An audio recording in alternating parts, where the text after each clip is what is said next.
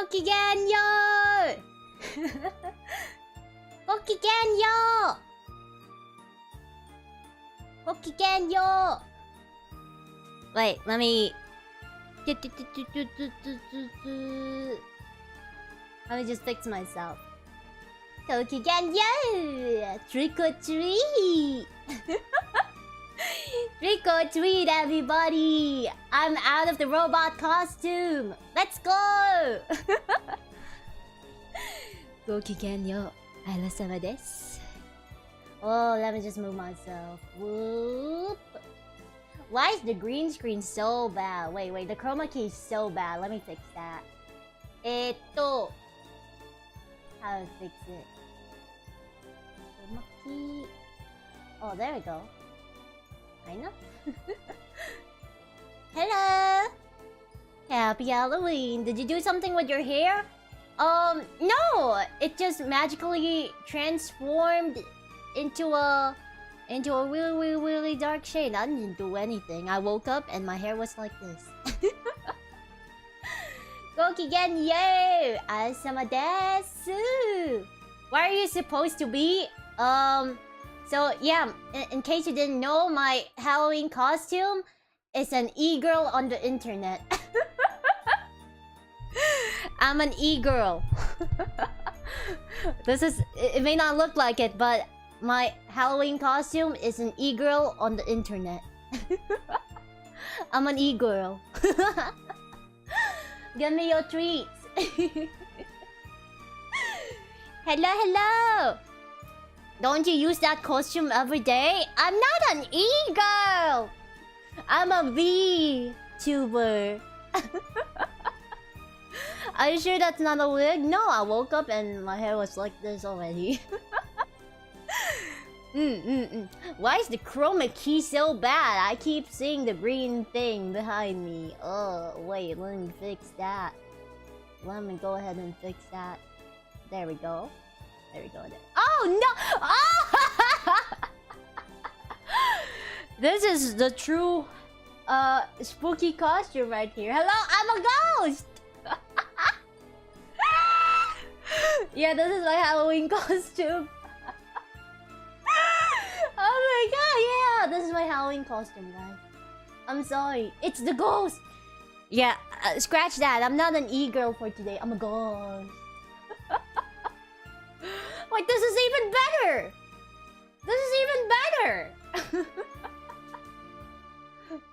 Yeah, you guys have to let go of Isla. She died 23,000 years ago. That's a pretty cool costume. Hey! Look at it! So cool! Oh my god! Yeah, I should have done this. I should have showed you guys my e-girl costume. But instead, I'm a ghost. Spooky ghost. Oh my god! Yeah, why didn't I think of this? Yeah, I'm a ghost. Look at it. Look at me. Oh my god, this is so cool. Wait. I wonder what other stuff I can do with my model. Wait. I'm gonna play around with the filters. What else do we have? We also have... Oh! This is cooler! Oh. Look! This is cooler. Oh my god, this is cooler. Man, the other ones are pretty boring. But this one is so cool. Oh my god. This is even cooler. Wow. Why do I look like I have really bad eye bags right now? Why are my eye bags so deep? Why are my eye bags so deep? Yeah, my Halloween costume is a sleep deprived ghost. Yeah, for my Halloween costume, I'm a sleep deprived ghost. Are you scared? Are you feeling frightened right now? This is so funny. Oh my god. Yeah, this is like the best Halloween costume. What the fuck? I'm such a genius. Yep, no sleep for 100 years. Oh, spooky. I can't get over it. This effect, this filter is like so cool. Amazing. Amazing. Yabai zo. Also, let me know the BGM is all good. I changed the BGM too to have the spoopy theme going on, and we'll be having this until like tomorrow-ish too, because we're gonna have a horror game tomorrow. Ah, arigato. Thank you, super chat. Arigato gozaimasu. And boss, thank you. In Japan, there's an expression called Midori no Kudokami. Means that pitch black hair reflects the light, giving it a slight green radiation. So I think the green color is a sign of beauty. Whoa! Oh, the chroma key from earlier. Yeah, I am beautiful. I do think so too. Iko BGM! Iko Giku! Yeah, so we're having like an early Halloween celebration. Cause Halloween is 31st, right? Not 30th. And I have work on the 31st. The true horror is that I still have work on the 31st. So I'm having my Halloween. I have the Halloween party right now. Right here, right now, this weekend. So we have today is a reading your horror stories stream. And then tomorrow we'll be having... I got the permissions from Nintendo! Surprise, surprise! Surprise, surprise! So, tomorrow we'll be playing Luigi's Mansion 3! Yatta, yatta! And then, at nighttime tomorrow too, nighttime, that will be... members only. Yeah, there's gonna be members only tomorrow. I don't know why it's not in the official Kawaii stream schedule. I was looking for it in the Kawaii stream schedule. It wasn't there. But we're also having like a members only game night too. Yeah, let's go! Let's go! It's gonna be my first ever Luigi's Mansion game. But I don't know if you have to like play the first and the second game, but I only have the Switch, so I'm gonna play the third, Luigi's Mansion 3 for like the first time ever. So we have that. Decided on the members game yet? No, not yet. But I think I'm feeling a little bit. I think I'm leaning on to Left 4 Dead for members only, but I'm gonna think about it more. You can jump in at any point. You won't miss any important lore. Okay. I'm really excited. I mean, it's been a while since my last Nintendo stream, and I think my last Nintendo stream was Super Smash Bros. Oh my gosh, that's like more than half a year ago. And I'm so excited because Luigi, the superior Mario brother. Do Roblox and join a Halloween? I haven't opened Roblox in forever, and I'm scared. Because, funnily enough, Roblox has a lot of, like, horror games.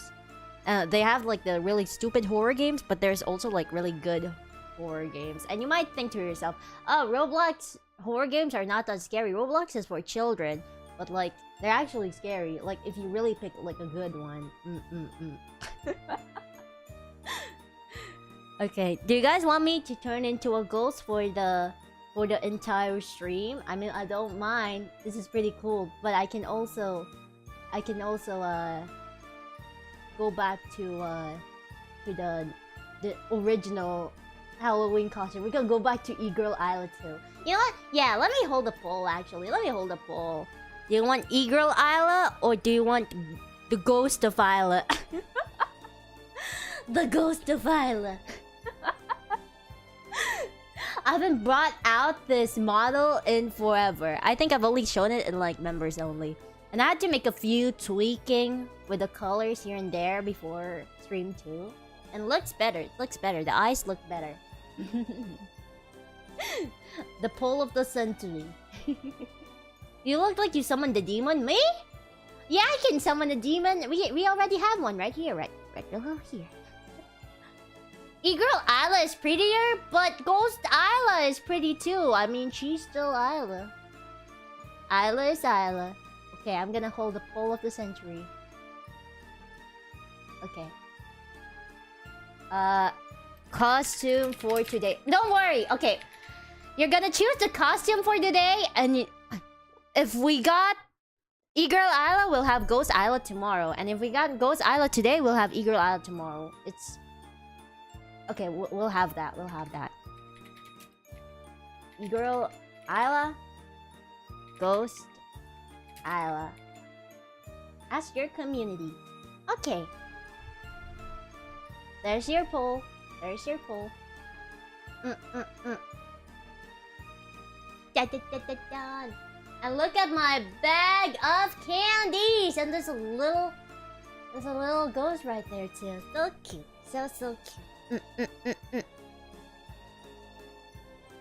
Da, da, da, da, da, da, da, da. Okay, wait. I didn't decide when to close the poll though. I haven't decided when to close the poll. Oh my god. Okay, I'm gonna close the poll after 3 minutes. After 3 minutes. After 3 minutes. Yeah.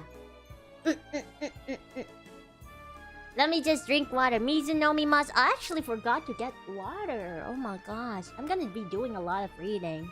Wait. Mizunomimasu. Let me just drink water and also get something to drink because I'm almost out of water. Mate! Mate! Mate! Mate! Mate! Just gotta get water. Choo, choo, choo, choo.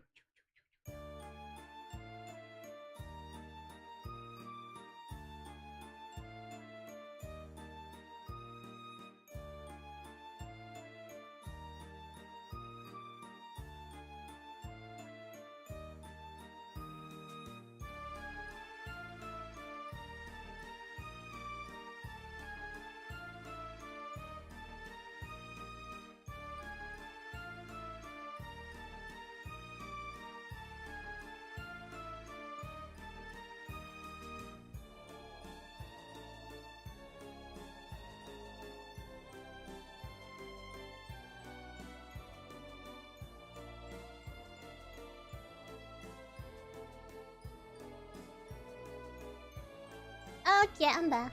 I'm back. Okay, I got myself some water. I'm ready for some reading. What's your favorite candy? Wait, I said this last stream. I said it last stream. What's my favorite candy? I said it last stream. I'm not much of a candy person, to be honest. But I guess... Wait, Chad, I said it last stream. Chocolates count, right? Because if it's chocolates, it's Kit Kats. I love Kit Kats and Ferrero Rocher. It's not really the candy sugar, transparent sugar candy thing, but I like chocolate. Super chat! Arigatou! Blue super chat, thank you! Arigatou gozaimasu. Yeah. The cold Kit Kat master. Yes, the cold Kit Kat. The frozen Kit Kat. Yeah, I only eat my Kit Kat if it's out from the freezer. Like, out of a freezer. I always have to, like, put my Kit Kats in a freezer. And it's, like, the best way to consume Kit Kats. Okay, let me close the poll now. We have E-girl Isla. Okay. Okay, I guess we're having E-girl Isla for today, and then we'll be having Ghost. We'll be having Ghost Isla for tomorrow. Which is perfect, because Luigi's Mansion is like a spooky ghost game, right? Right. What's your favorite flavor of Kit Kat? Just the normal Kit Kat. But I also like the dark chocolate flavored Kit Kats too. Everyone loves Kit Kats, because Kit Kats are good. You look adorable? No, I look spooky. I look I look pretty cool, to be honest. It's so pretty. This kind of hair color is so pretty. What the heck? Did you try Kit Kat matcha flavor? I don't like anything matcha. Yeah, cancel me, call me unbased. I don't like matcha. I tried. It was disgusting. I don't know if I have to like find the best matcha out there.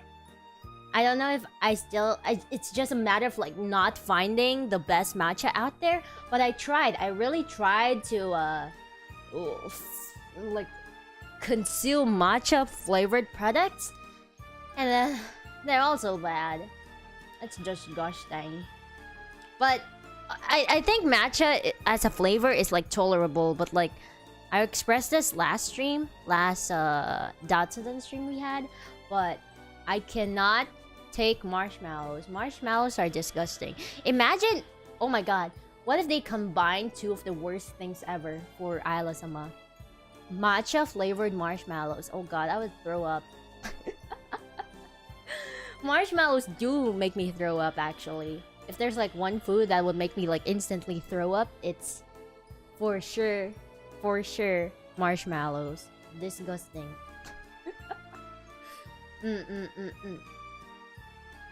So. What about taro? Taro? I don't remember consuming anything taro flavored, to be honest. I don't really remember. I don't remember.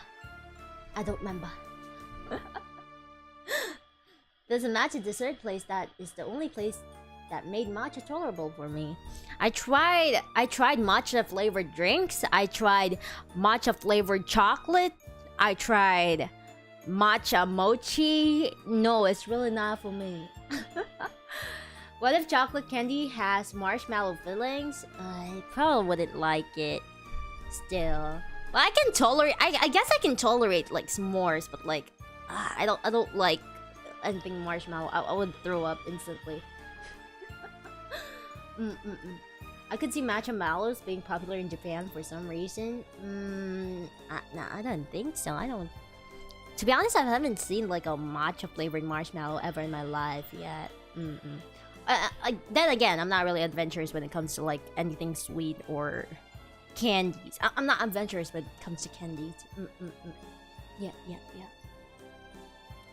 Matcha strawberry, matcha avocado are great. I think I would like, I don't know. I think I would probably buy myself like a matcha flavored food or product because it looks so aesthetic for some reason. I know I said I hate the color green, but like matcha foods, like matcha cakes or like matcha tea looks so good in images, and you just want to like buy it for like the aesthetic of it, for like just to like take a photo of it, but I wouldn't like consume it. Do you try Cadbury? Yeah, I've tried it. It's pretty okay. Pretty meh, kind of meh. I'm not the biggest chocolate consumer, like the biggest chocolate bar consumer out there. Yeah, I'm pretty boring. If I were to like consume something sweet, I would have to like eat, I don't know, something else like pastries. Like, yeah, the only sweet stuff I really do like are like pastries, like cakes, crepes, donuts. Yeah. Stop eating chocolate bars. What? Sounded like a vlogger there. Me? No, like I was just saying, like I would purchase matcha to like take pictures of it, but like I wouldn't eat it. which is like a waste of money. But like, oh yeah, I went to this cool coffee shop and this the matcha tea I had. It looks so good, and then people are gonna comment like, oh god, that's so good. I love. Lindt chocolate is pretty good, but it's pretty expensive, right? No, I think I've tried. I don't remember. I don't remember. Lindt chocolate. What I know about Lindt chocolate is that it's pretty expensive, and it has this like big factory with like this big museum factory thingy, in like somewhere in Europe, I think. Magnum ice cream is expensive. I don't get the hype with Magnum ice cream. I personally don't like it. It's literally just vanilla flavored ice cream with a bit of chocolate. It's pretty mid, pretty meh. But then again, I'm not a fan of ice cream. You can buy fake food instead. True. True, I can do that too. Best chocolate is homemade chocolate. I've never had homemade chocolate before. Or even, I haven't made homemade chocolate. I think it's more common practice in like Japan to like make your own homemade chocolate, but I haven't made my own chocolate ever in my life. And I feel like I'd be cheating if I made my own chocolate, because I'd literally just buy a bar of chocolate and then melt it and just put it in a mold and call it my own chocolate, which is really unfair, right? That's not homemade at all. What is Magnum ice cream? Yeah, it's like this expensive ice cream for the rich people, I guess. If you have like a lot of money to throw at random food or objects. I mean, you could get yourself a vanilla ice cream with like chocolate coating, the hard shell chocolate coating, and that's pretty much the same thing.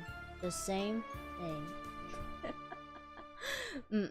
Sandwich ice cream? I don't like sandwich ice cream because you have to be...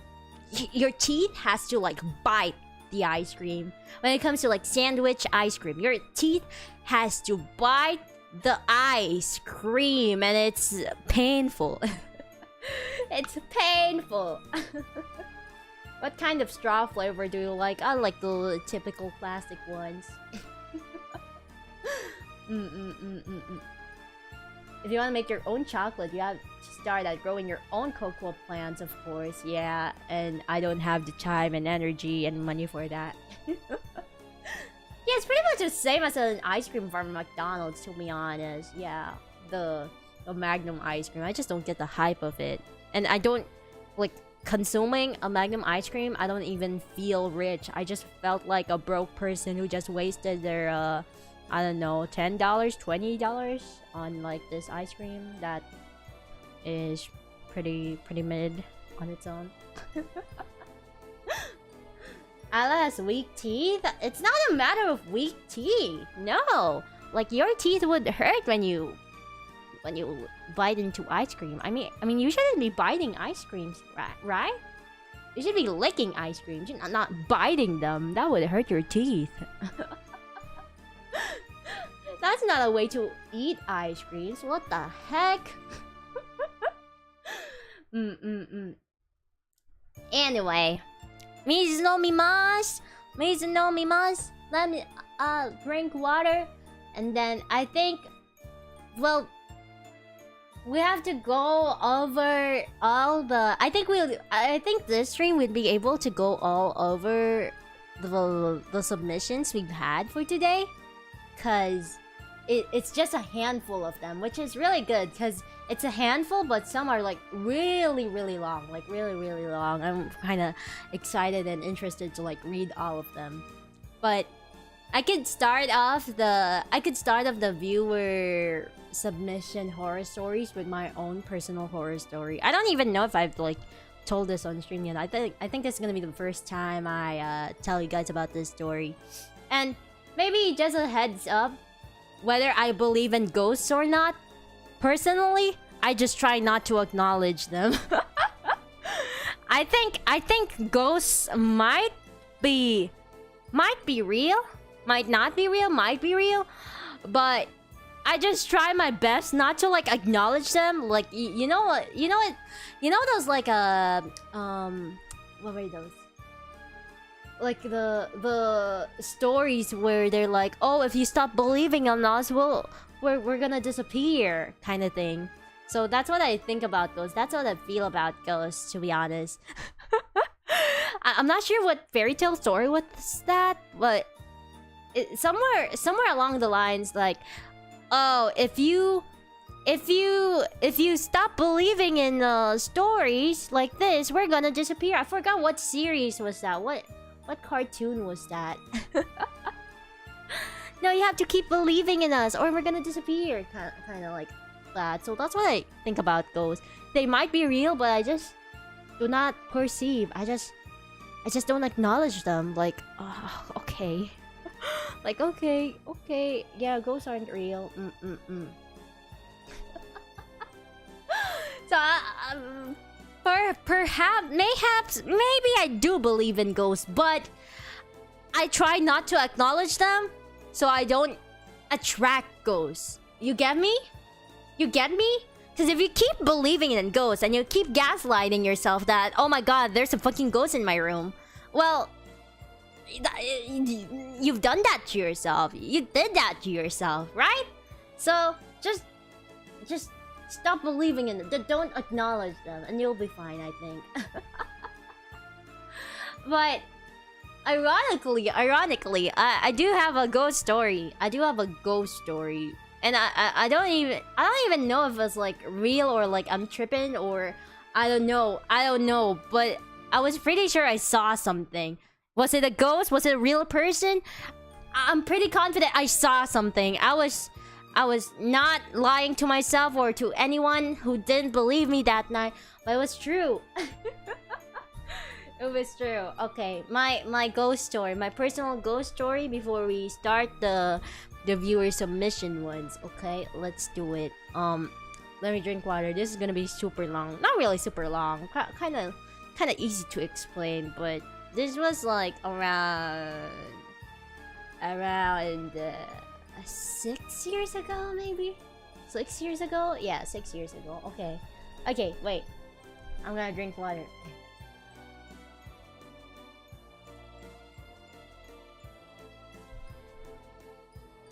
Is that from Peter Pan but with fairies? Yeah, kinda. It feels like that. That's how I generally perceive ghosts. I'm like, don't believe in them and you will think they're not real. So yeah, that's what I do.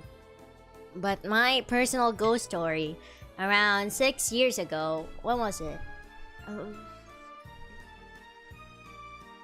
Yeah, like 6 years ago. I was in a sleepover with my friends.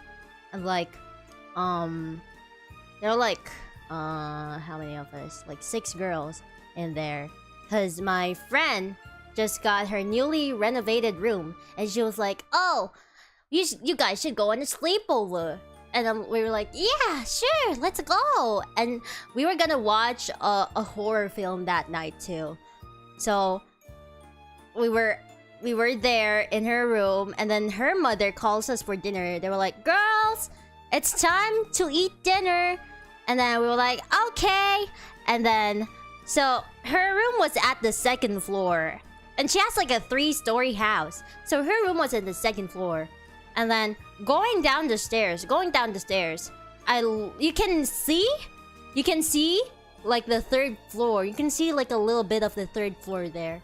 And I went out of the room. Everybody went down. I looked up to the 3rd floor, and I saw like a face and blur, like eyes looking at me, like directly at me. And I was shocked, and I looked back. I like closed my eyes and then looked back, and then they were gone. And so I asked her mom, "Hey, do you have people in the 3rd floor?" And her mom, my friend's mom, was like, No, the 3rd floor is not renovated yet. Like, the 3rd floor, there's no room in the 3rd floor. Like, nothing's being fixed in the 3rd floor yet. And the construction people went home already. And then I was like, do you guys not have like a maid or anything? Or a housekeeper or anything? And her mom was like, "No, we don't.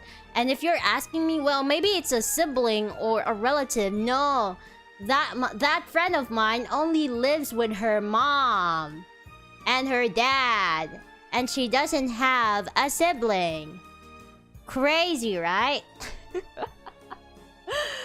Crazy. And I was telling my friends, "Holy shit, I just saw a ghost. I'm not kidding. I don't believe in ghosts, but I just saw one. And I'm not lying." And my friend was like, No way, Isla, no way. I was like, yes way, yes way. And then all of us, we didn't watch the horror film anymore. We were supposed to watch it like a scary movie, a horror movie. And we didn't watch it anymore that night. And I had one friend there who was like super religious. And I asked her, hey, can you pray for me or something? Can you pray for me or something? And she was like, okay, wait. In my bag, I have a holy bracelet or something like that. You should wear it for the rest of the night. And I was like, okay, God, okay.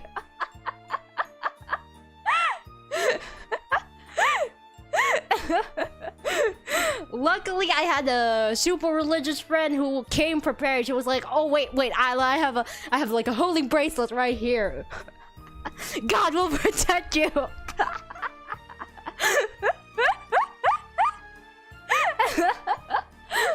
I didn't sleep that night. And I told them, "Hey, can we have the lights on? Can we have the lights on? I don't want to sleep with the lights off." Cause I'm pretty sure they know that I don't believe in ghosts. Like, I'm not the type of person who's like a scaredy cat. Like, nothing scares me. But the thing is, that night I saw it with my own eyes. And that's when you know it's real, right? If you see things with your own eyes, you know it's real, right? So that's my horror story. I never knew if it was really a ghost or am I just imagining things, but like I saw it with my own eyes, and like her mother confirmed. Like, you could say, oh, maybe her mother was like teasing you and like scaring you guys. No, her mother's like a really honest woman, really. She was so shocked when she heard it. She was like, huh? No, we don't have anybody in the 3rd floor. Like, it's still being renovated. There's like no rooms yet. And I was like, are you sure? Are you sure? Are you sure, ma'am? Are you sure? Yeah, that's my horror story. Spoopy. And I think it's like the only ghost encounter I've ever had. Super chat, arigatou. Thank you, Iran-chan. Arigatou gozaimasu. Isla, the adorable girl, out for trick or treating. Thank you, yeah. Sumo basket, I'm out for trick or treating. Treats only. Chances of being a thief? No, they live in a really private, like a really private area. They're pretty rich. They're like okane mochi. They're like super rich. So I doubt that there's gonna be like thieves around the area. You shouldn't always trust your eyes, though. Yeah, but like, again, I don't believe in ghosts. Nothing scares me in real life.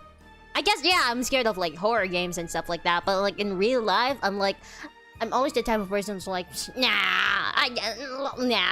dark doesn't scare me. Dark places don't scare me. It's not scary at all. I can do that kind of thing. But it's true. It's real. It's real. It's real.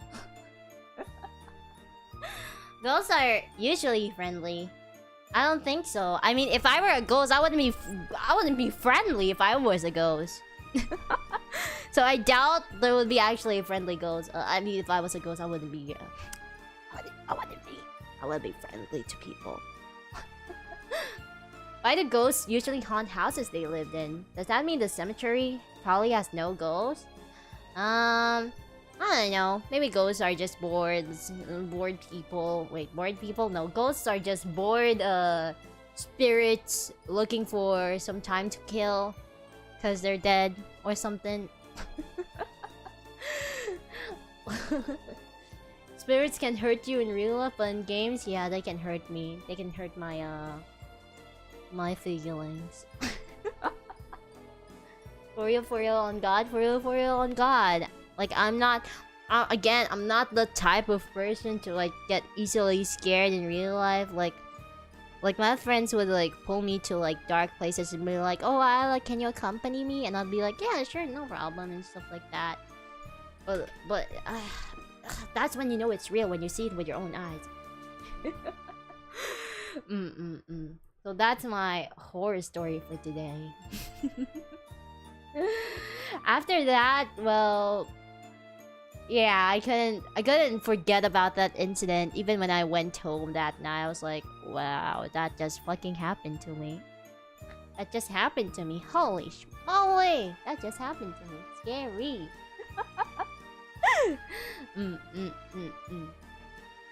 If I was a ghost, I would rather travel the world than keep haunting the same boring place. Yeah, I would too. If I was a ghost, I would probably like, yeah, what's my plan as a ghost? If I was a ghost, I'd probably go to Disneyland for free. If I was a ghost. Hi! Well, that's my ghost story. We can move on. We can move on to the stories sent in by the viewers. So there's actually like 3 categories in the submissions. There's like a spine-chilling horror story, ghost story, paranormal story, and then there's suspense, and then there's a horrifying cringe. And like surprisingly enough, there was a lot of people who submitted paranormal stories. I was expecting more people to like submit their cringe stories, their horrifying cringe stories. But I'm excited. I'm excited. The rules are inconsistent. Are ghosts supposed to be where they died or where their corpses are? I don't know. I try not to acknowledge the existence of ghosts, so they're not real to me. Nothing can hurt me. No ghost can hurt me, I think.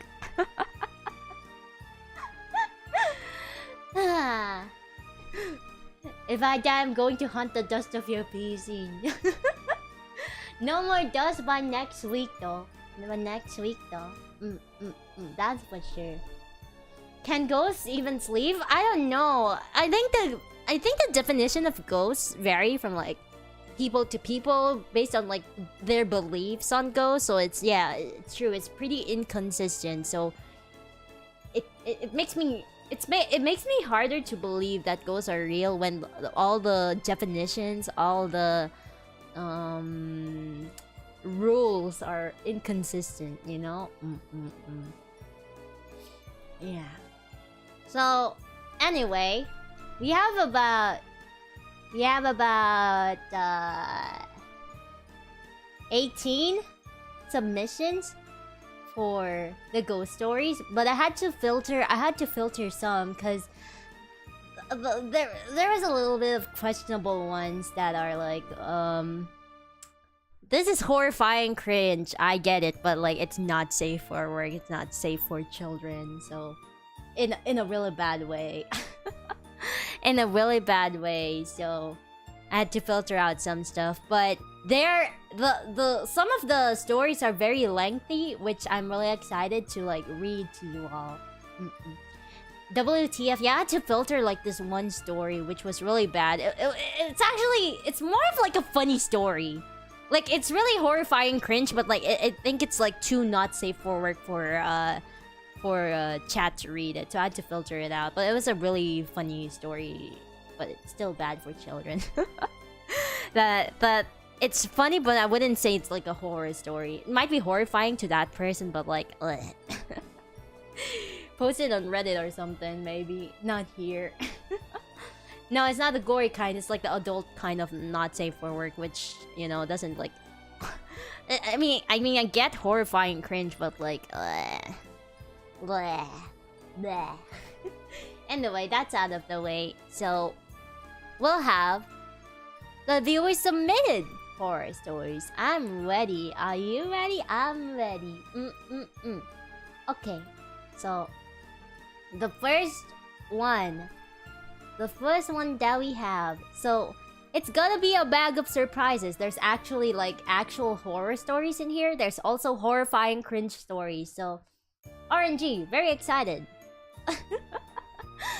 Very excited. you'll get a bag of surprises for today. So, first submission we have. I just screenshotted them. I just took a screenshot of it because again I did filter out some really bad ones. So, first one. Dun, dun, dun, dun, dun, dun. Okay, let me know if you guys can read it, but I'm also gonna read it to you anyway. So, okay. Write your horror story in here. I think I should like get a spoopier BGM, but I'm really digging this BGM. Okay. Alright. I don't really believe in paranormal stuff, but this still freaks me the fuck out to this day. LMAO. So, I have this small notch on the door that leads outside my house/room that I use when I just want to close it without fully locking it. However, this notch can be opened from outside by reaching through a small opening in my window. This is an open window with nothing blocking it but solid steel bars. I also use this to open the door when I leave it with a notch only. Every night, I lock my door and fasten the notch for safety, of course. So, about one morning, 3 months ago, I noticed that the notch was unlatched. And at first, I just thought, probably just forgot to latch it, and move on with my day. That night, I made sure to latch it only to find out in the morning that it is unlatched again. So, I thought, yeah, that's freaky. What the fuck? But didn't really mind it. It must have happened for a whole week until I go, alright, this is getting fucking creepy. And started to tie down the notch every night with a string and something heavy to pull it down and keep it fastened.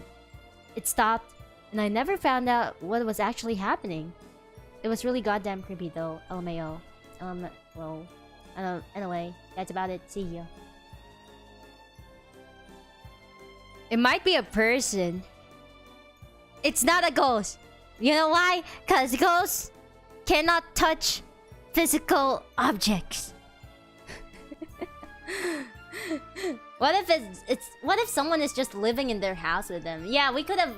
Yeah, it's someone living with this person, but it sounds to me they're like living alone. I feel like they're like a secret roommate. Perhaps a secret roommate? A secret admirer? Not gonna lie, this is cool. This is cool. This is creepy. I would get creeped out too if that happened to me. But it doesn't sound like a ghost. It doesn't sound like a ghost is doing. It feels like a person. It's definitely a person. It could be like someone who's trying to like barge into your room or something. It could be a really bad person. Like a thief. The I live in your walls homie. Yeah, it's that secret roommate that lives in your walls, probably. But this would really like trigger my anxiety if this ever happened. Like imagine like say like I would imagine this would be like their routine to like lock the door and fasten the notch, you know? If it's like their routine and then it suddenly changed one day and it kept going, like kept opening itself, then it's pretty weird. That's gonna be pretty scary too. People secretly living in houses with owners is weirdly common. Maybe they live in an apartment too. But that is pretty scary. I wouldn't want it to happen to me. Especially if you live alone. I wouldn't want this to happen to me. But I would say it's not a paranormal. Maybe the likeliness of this one being a paranormal thing is so low. I feel like it's so low. Oh my gosh. Oh my gosh.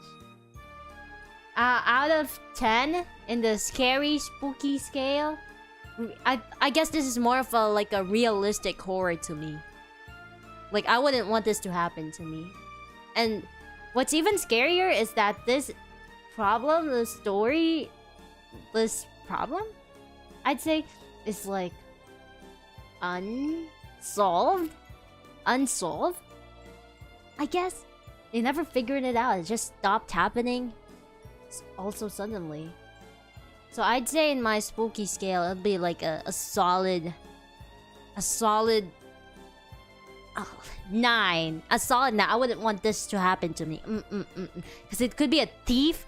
It could be like a creepy stalker. You wouldn't know. You wouldn't know. Because it's someone trying to like forcibly trying to like open your door. Like it's on purpose. Yeah. A cliffhanger ending? Yeah, because I mean it's an unsolved problem, so I understand. Wakaru. Creepy. This is a 9 out of 10. 9 because I wouldn't want this to be happening to me or anyone. Scary. This is scary as shit. Why yo? So yeah. And the sender of this story, they said they didn't really believe in paranormal stuff, and I don't really believe in paranormal stuff too, or at least I just try not to acknowledge it. So I feel like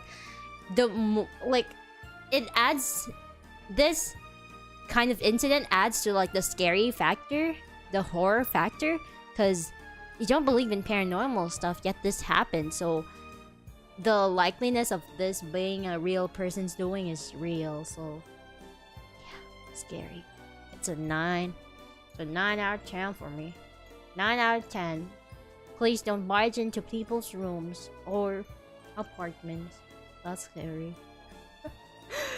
I mean, even as a prank too, I've seen like YouTube videos. I've seen like YouTube videos of like this famous YouTubers making like pranks of like scaring people in a really bad way. There's like this one famous prank video where they like kidnapped a guy and like made them a hostage or something, and they pretended to like kill their best friend. It was so scary. That would have been so traumatic, so much. Really. I don't know if you guys know that, but there was like this really famous like prank. It was a prank, okay? But they kidnapped this guy and his best friend, and then they pretended to like shoot their best friend, and then he's like a hostage, like, oh, you're next kind of thing. Yeah, it's a horrible prank. It's a horrible... I wouldn't even classify it as a prank. That's like traumatizing. That was... Oh my god, I wouldn't imagine myself in that situation. I would have had like the worst trauma of my life, the worst traumatic experience of my life. Yeah. Yeah, the guy was crying so much. It was so scary. It was so scary. That's like the worst. What happened to the people who made that prank? What happened to the people who made that prank, actually? Now I'm curious. That video was like 2015 or 14, I think. It was pretty old, but...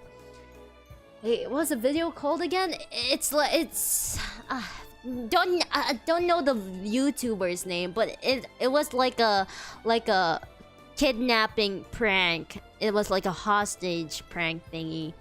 And it's scary because your best friend is there and they like pretended to kill your best friend right beside you. Scary as shit. That's so bad. They should have sued the person who made that quote unquote prank. That was horrible. Oh my god.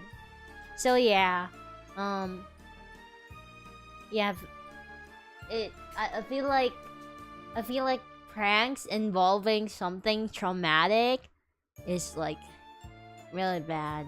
Well, bad. And I genuinely hope, well, at the very least, I hope that the submission right here is like a prank and not actually a real person doing or something. I don't know, but this is like really scary. I wouldn't want it to be happening to me or anyone. Was the friend part of the prank on purpose? I think it's on purpose. I think the friend was also included in the prank too. I think the friend was part of the prank too.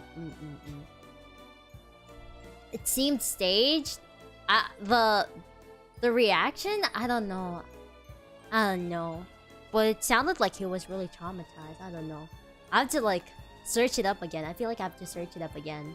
Because it's been years since that video released. It was really bad. It was really bad.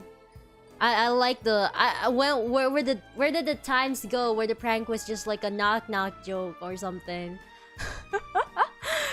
Where did the times go? Bring us back the knock joke pranks, or like the phone call pranks where they play John Cena's voice or something. Those are the only pranks that are acceptable nowadays. I don't know. But after that big incident, after that big prank incident, I don't think that anything bad happened. Any bad prank followed after that, I think. Or maybe there's like a bad prank we probably don't know of, but they should like really prevent it. They should like, really prevent more of those stuff in the future, for real. Thank you for your submission. Arigato gozaimasu. That's the first horror story. And it's a 9 out of 10. I think horror stories that are more realistic to me are scarier. Way scarier. Okay. Next, we have a second horror story for today. Okay, let's read it. In this true story, I was a little child, probably 3 or 4. This is the story as my dad tells it to me. We were running errands in the town and my dad had to go to the post office to mail some package or something. We go inside and he sets me down on the counter and starts talking to the lady about needing to send the package.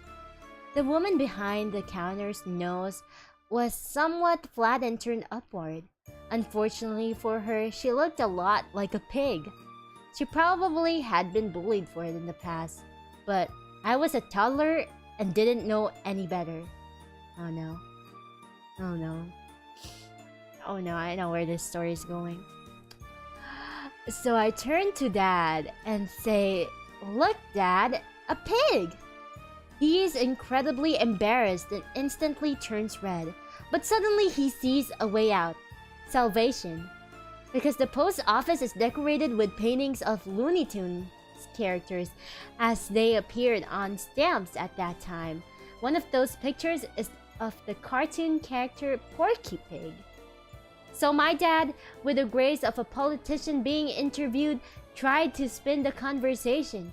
"Yes, son, that is Porky Pig. Good eye." But I knew I wasn't looking at those.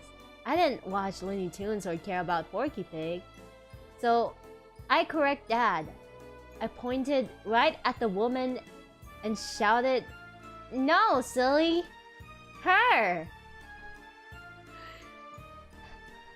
Thankfully, they had just finished the actual process of getting the package set up, so my dad just picked me up off the counter and ran away in shame.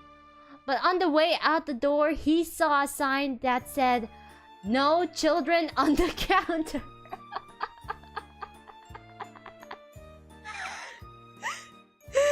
I was truly the cause of a horrifying amount of cringe. If you enjoyed or cringe at this story, Isla, please do me a favor and say these words. Ladies and gentlemen, fasten your seatbelts, keep all limbs inside the vehicle. The AFAA experience is about to begin. Thank you so much and have a happy Halloween. What's an AFAA? What's an AFA? AFAA meaning Athletic and Fitness Association of America? What's an AFAA? Athletics and Fitness Association of America? Hello? Or is it the American Fighter Aces Association? Or is it the Aerobic and Fitness Association of America? Which is it?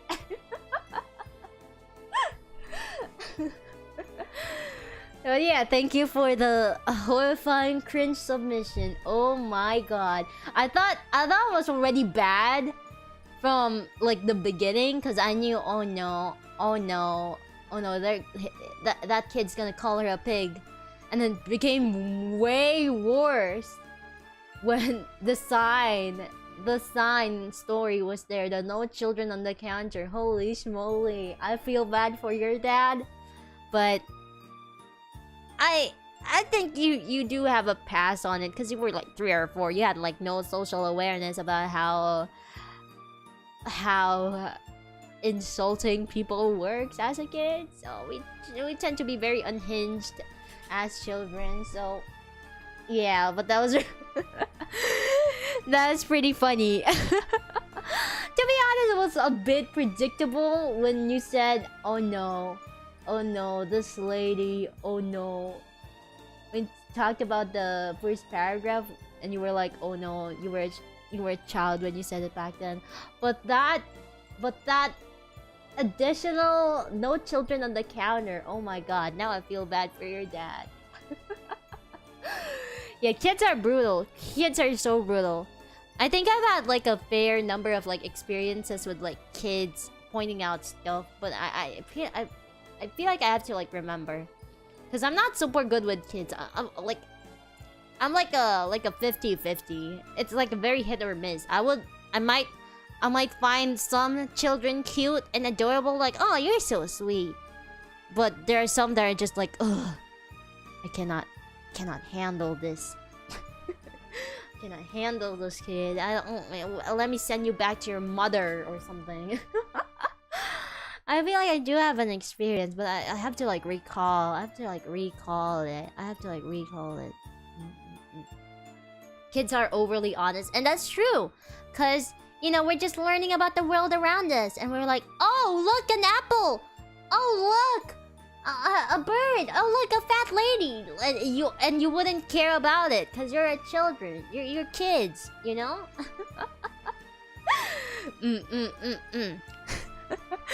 This was horrifying, Cringe, and it was a good read. Thank you. Arigatou gozaimasu. Happy Halloween. What the heck is an AFAA experience again? What's an AFAA? Good luck with your Athletics and Fitness Association of America thing. Good luck with it. Oh god, I'm trying to recall. There's probably been a lot of experiences with like children being overly honest to me, or like being super rude to me, especially when I go out and go to my work. But like I have to like remember. I have to remember. It'll come. Yes, a third story. Tsugi wa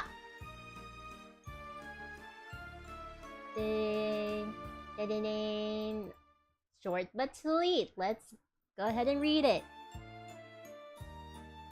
And they're in the chat too. Okay. This is just really stupid on me, honestly. One night, I was sitting in my room, talking with my friends, and the central air turned on, and the instant it started blowing, a napkin that was blown up and into the air behind me. All I saw out of the corner of my eye was a plain white thing just move behind me. I don't think I've ever screamed so loud and turned around so fast. The embarrassment I had to face when I had to tell my friends that a napkin just almost snatched my soul away was immense. I may be the only person on earth who has screamed at just a napkin. Oh hey, it's that guy who has screamed at just a napkin. I mean, we do all have that moment where we like where we get scared of the little things, you know. I mean, I literally got scared of an ice cream in a horror game, so I feel like this was so this is probably a treat to see in real life.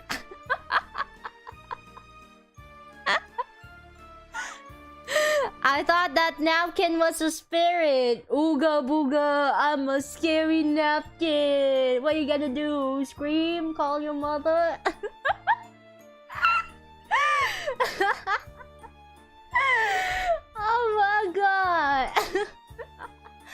Ooh, I'm a scary napkin.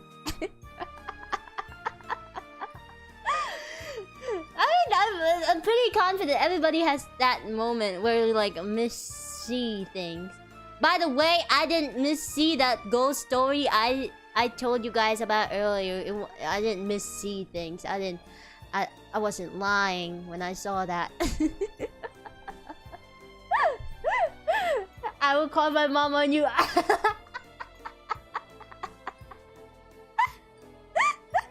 Hi, your son was scared of a napkin. The spirit of the napkin. The sheet ghost. The sheet ghost. Hello, Isla. Hello, hello. You know, there's this like one trend on the internet. I think it started like 2 years ago-ish. Maybe not a trend 2 years ago-ish. But like there's this like really cute Halloween costume that was so cute. It's just like a singular white blanket, and then you add like glasses to it, like sunglasses to it, and call yourself a cool ghost. That was so cute. That's a really cute costume. I would like to have that costume in real life too. Holy shit! Holy shit! It's the ghost! It's the spirit of the napkin! I mean, you know, napkin is better than an actual ghost, right? So yeah. I'll rate this horror story a roll of tissue out of 10. A roll of tissue out of 10. Thank you for the horrifying cringe story. It wasn't cringe, it's actually real funny. We've all had that moment where we thought, oh shit, it's something, and it's not, right? Thank you for this. 10 out of 10. Hi! Let us close that. Let's close that. Dun, dun, dun, dun. Okay. Wait, let me hydrate first too. Bizu, nomimasu.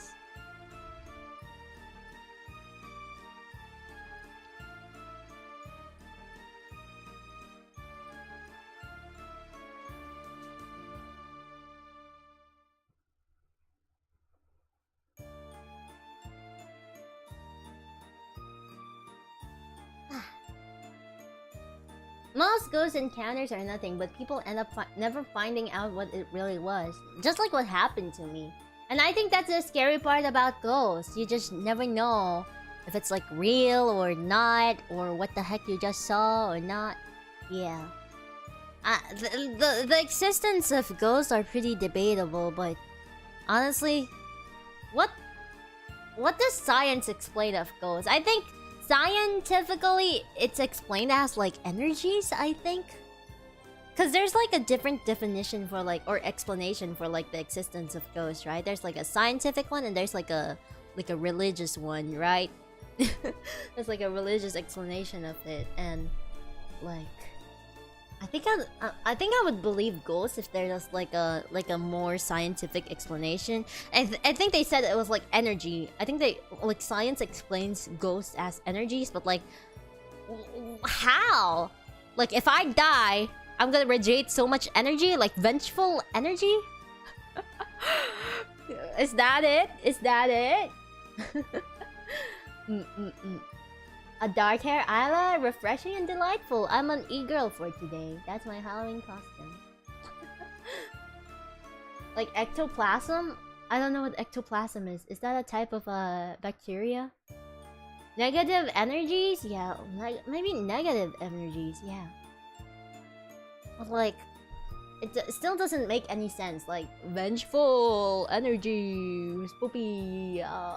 You bullied me when I was 2 years old. I'm gonna hunt you. I don't know. What's your opinion on lasagna? It's okay. Like ghosts being like after images? Yeah. I don't know. Those like ghost images, it's so easy to Photoshop some stuff, so I can never like believe those, like, oh, ghost caught on camera. I can never believe those because it's so easy to Photoshop, and your Photoshop work could be so good and so believable. So nah. Ectoplasm is the paranormal, believed semi-physical goo of ghosts. Really? Ectoplasm. I think I've only heard that once. Spiritual energy. Ectoplasm. Oh. Is ectoplasm real? Oh, what a coincidence. An article. Is ectoplasm real or fake? Ectoplasm is a defined term in science. It's used to describe the cytoplasm of the one-celled organism, the amoeba, which moves by extruding portions of itself and floating into space. Ectoplasm is the outer portion of an amoeba cytoplasm, while endoplasm is the inner portion of the cytoplasm. Ectoplasm is a clear gel that helps the food or pseudopodium of an amoeba change direction. Oh my god.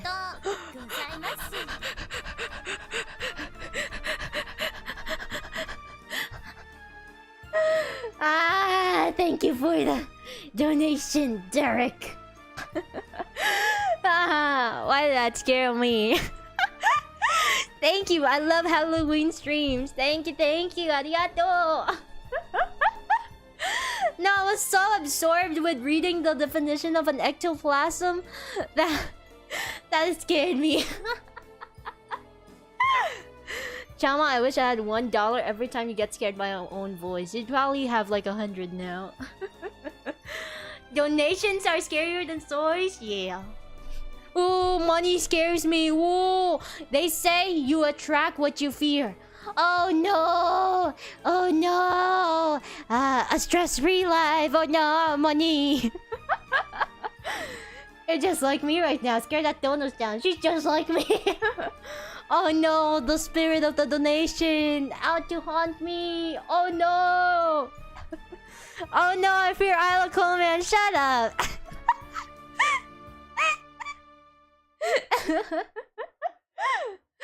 Hi. Okay. So I read the definition of an ectoplasm. I didn't understand shit. I didn't understand. You don't want to know what ectoplasm really is. I don't really know what it is. What is it?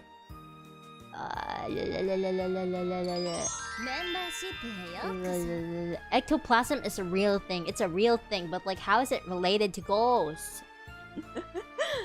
I'm broke, so have this instead. Coleknights got no money. It's okay. Thank you for the super member chat. Arigato. It's your spirit of Fala haunting you. Oh no! I fear blonde princesses from production color first generation Aeonia. Oh no! Basically, ghost goo. Ghost goo? Okay, but are ghosts real? If not, then ectoplasm isn't real. Okay, wait. Make homemade ectoplasm. You can make homemade ectoplasm? What? The most common fake ectoplasm was simply a sheet of fine muslin, a sheer fabric. Nah, it's a fake ectoplasm. It's a fake one. Okay. False alarm. It was a fake one.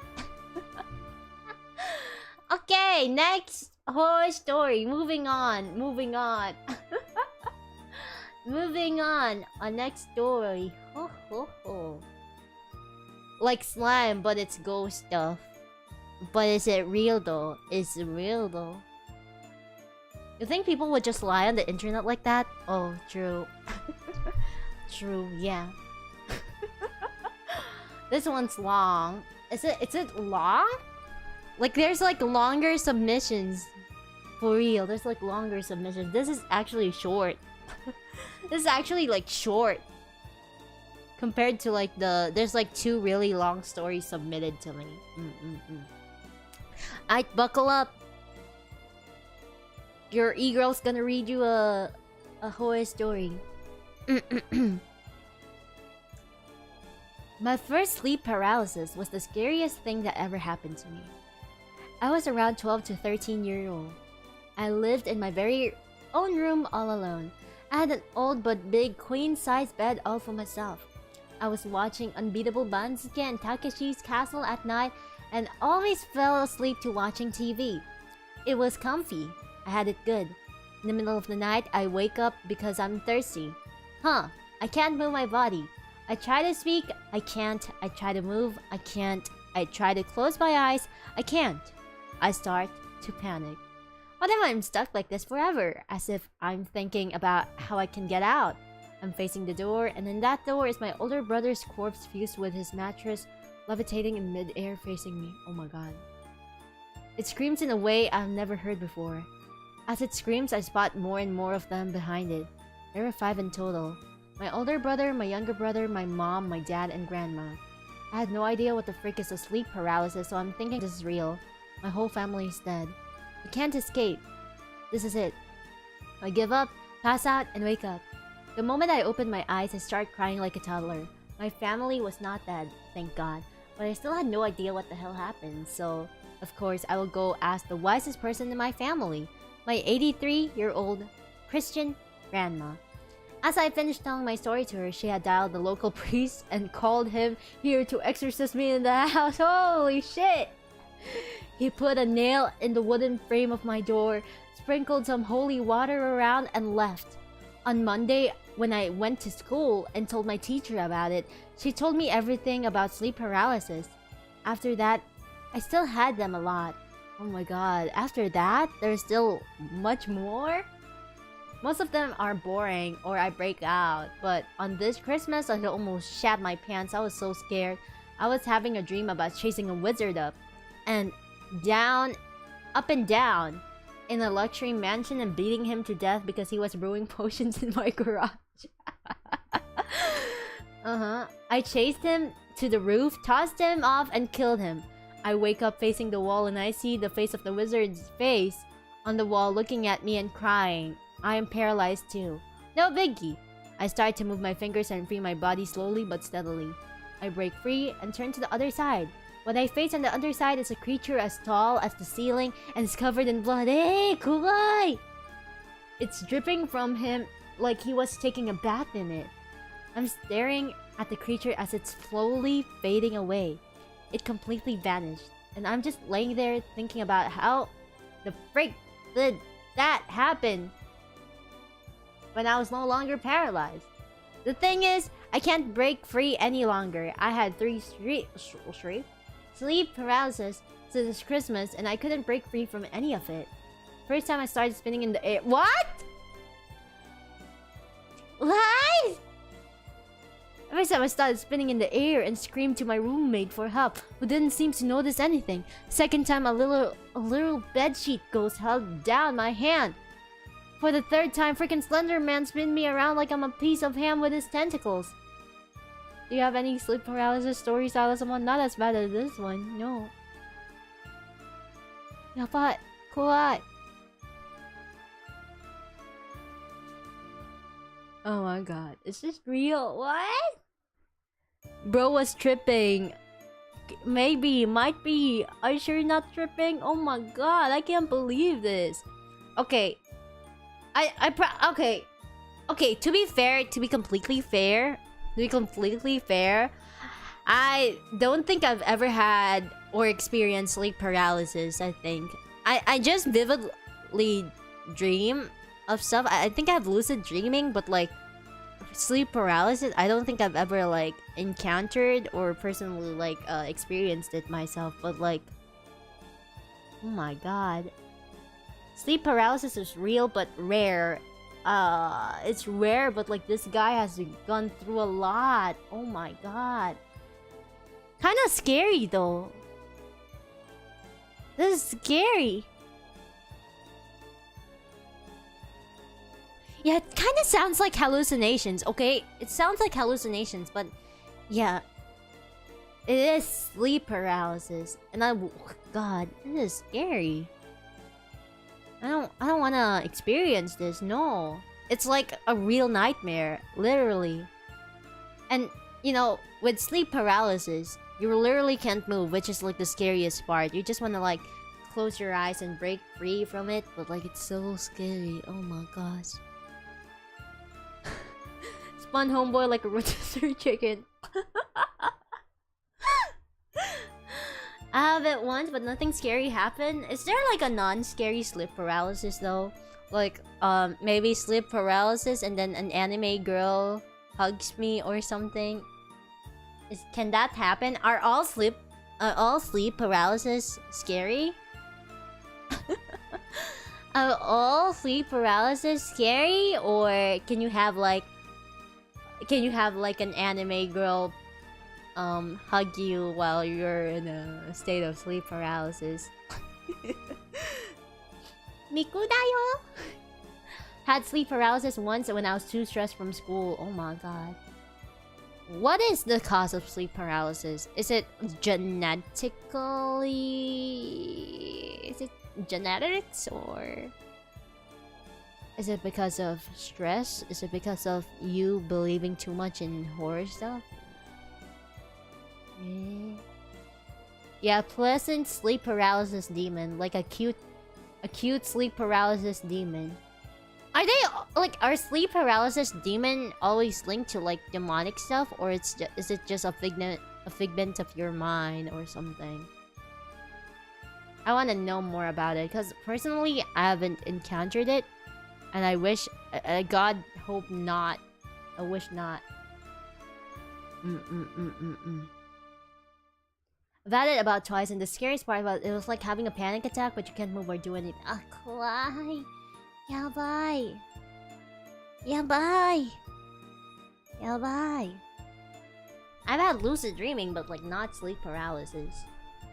Unless you can count like being lazy to move in the morning as sleep paralysis, like waking up and like, yeah, I don't wanna move today. I don't wanna move and get up today. Can be anime girl, but only if you're scared of anime girls. Stress normally, it's all mental. Not sleeping well of lack of sleep. Yeah, bye. Yeah, I can be your sleep paralysis demon if you'd allow me to. Ooga booga, you cannot move. I'm a cold man. I'm gonna put you in my air fryer.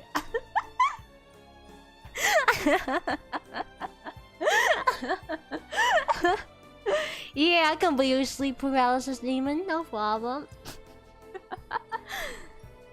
I had a sleep paralysis moment involving mannequin once. I don't like mannequins. Mannequins are so scary. Are so goddamn scary. I'm so freaked out of that yet.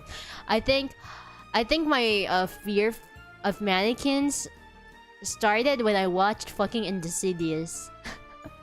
Cause they had that scary scene. They had a scary scene on Insidious where there were like the mannequins that started smiling. My memory of the movie is pretty fuzzy, but yeah, I got scared of mannequins because of that like one scene in Insidious where there were like mannequins, kinda, that started smiling. Scary. Scary. What if you're just paralyzed in bed? I don't know. Vaguely remember a mannequin room? I don't know if it's a mannequin, but there's like a lot of dolls, like standies. I don't know. Like wait, let me try it. There's like this mannequin scene in Insidious. Yeah, that started smiling. The doll girl. The doll girls. I think.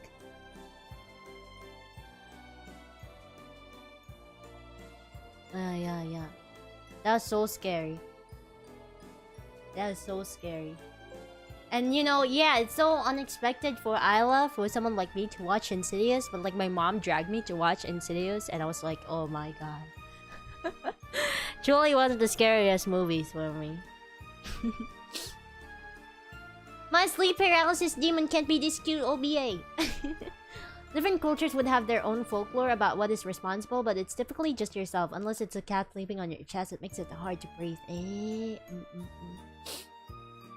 Some people have said that sleep paralysis can be peaceful. I don't know. With all the sleep paralysis stories, I don't think it can be peaceful for me. I wouldn't wanna experience it for myself. Force yourself out of the sleep paralysis and yell at the demons and go back to sleep. What if you wake up and be like, "The fuck are you doing? Get out my household!" You gotta show them you're tough. You gotta show them you're stronger and scarier. You can scare your sleep paralysis demon. Sleep paralysis is super scary when it's a school day and you'll be late to school. Yeah, I wouldn't imagine wanting to go to school after like a sleep paralysis experience. Not at all. I've had lucid dreaming. Like, I always have lucid dreaming almost, but like nothing bad as a sleep paralysis. Sort of a panic from difficulty breathing. Kawaii! Kawaii. It's like having palpitations, which is scary. Oh my god. Since it's kind of like lucid dreaming, you can probably imagine your waifu coming for you. Can you scare my sleep paralysis demon? I am your sleep paralysis demon.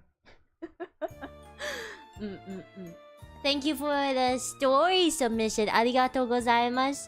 To answer your question in the last sentence, no, I've never had a sleep paralysis story. And I'm fucking glad. I'm glad I never experienced it. I hope not. But I hope your sleep paralysis experience stops. Hopefully. Can you actually get help with this? Can you get professional help for this? Membership yokoso.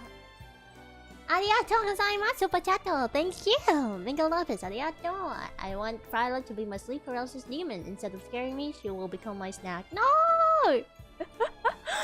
No, thank you. No, thank you. Arigatou gozaimasu. Well, yeah. I wonder if you can, like, get, like, professional help with this. Because, based on this story, I feel like this person has had multiple sleep paralysis stuff. And I think I'm pretty concerned and scared for them, to be honest.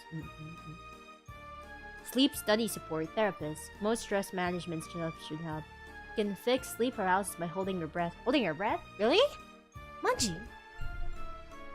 Some people turn to religion with mixed results. It kind of depends. Let me just open my AC. Yeah. It's not like lucid dreaming for sure. It's just a nightmare, but more realistic, and you can't move. You can see things approaching to you like a shadow. Kawaii. But you're awake, right? You're awake, right? It's not dreaming because you're awake, right? Right? 2 a.m. here. Oh no, have a good night. Don't let the napkin go scare you. Yeah, I don't think religion is like super. I don't know, maybe it depends on your beliefs and your religion, but like, if this is like a mental thing, then I feel like they wouldn't be much help. Probably. Like, sleep paralysis, only like professional help can like help you, I think. I think.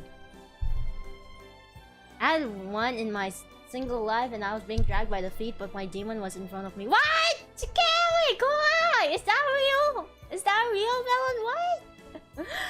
Kawaii! Oh my god. Stopped my sleep paralysis after cutting out caffeine, coffee, and weekly exercise. I haven't had any for 3 years. Yeah, I feel like it's a matter of like routine, like sleep routine too.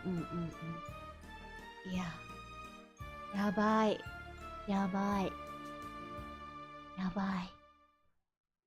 There are therapists with expertise in sleeping healthiness. I'm sure they could help. Yeah, I hope so. Maybe, you know, those the room ambience can help too. Maybe have some scented candles and mood lighting, room lighting and stuff. Get yourself super relaxed. Get some new pillows and stuff like that. Get yourself a better bed and maybe things will be better or something. Mm-mm-mm. It was in middle school. I haven't gotten one since.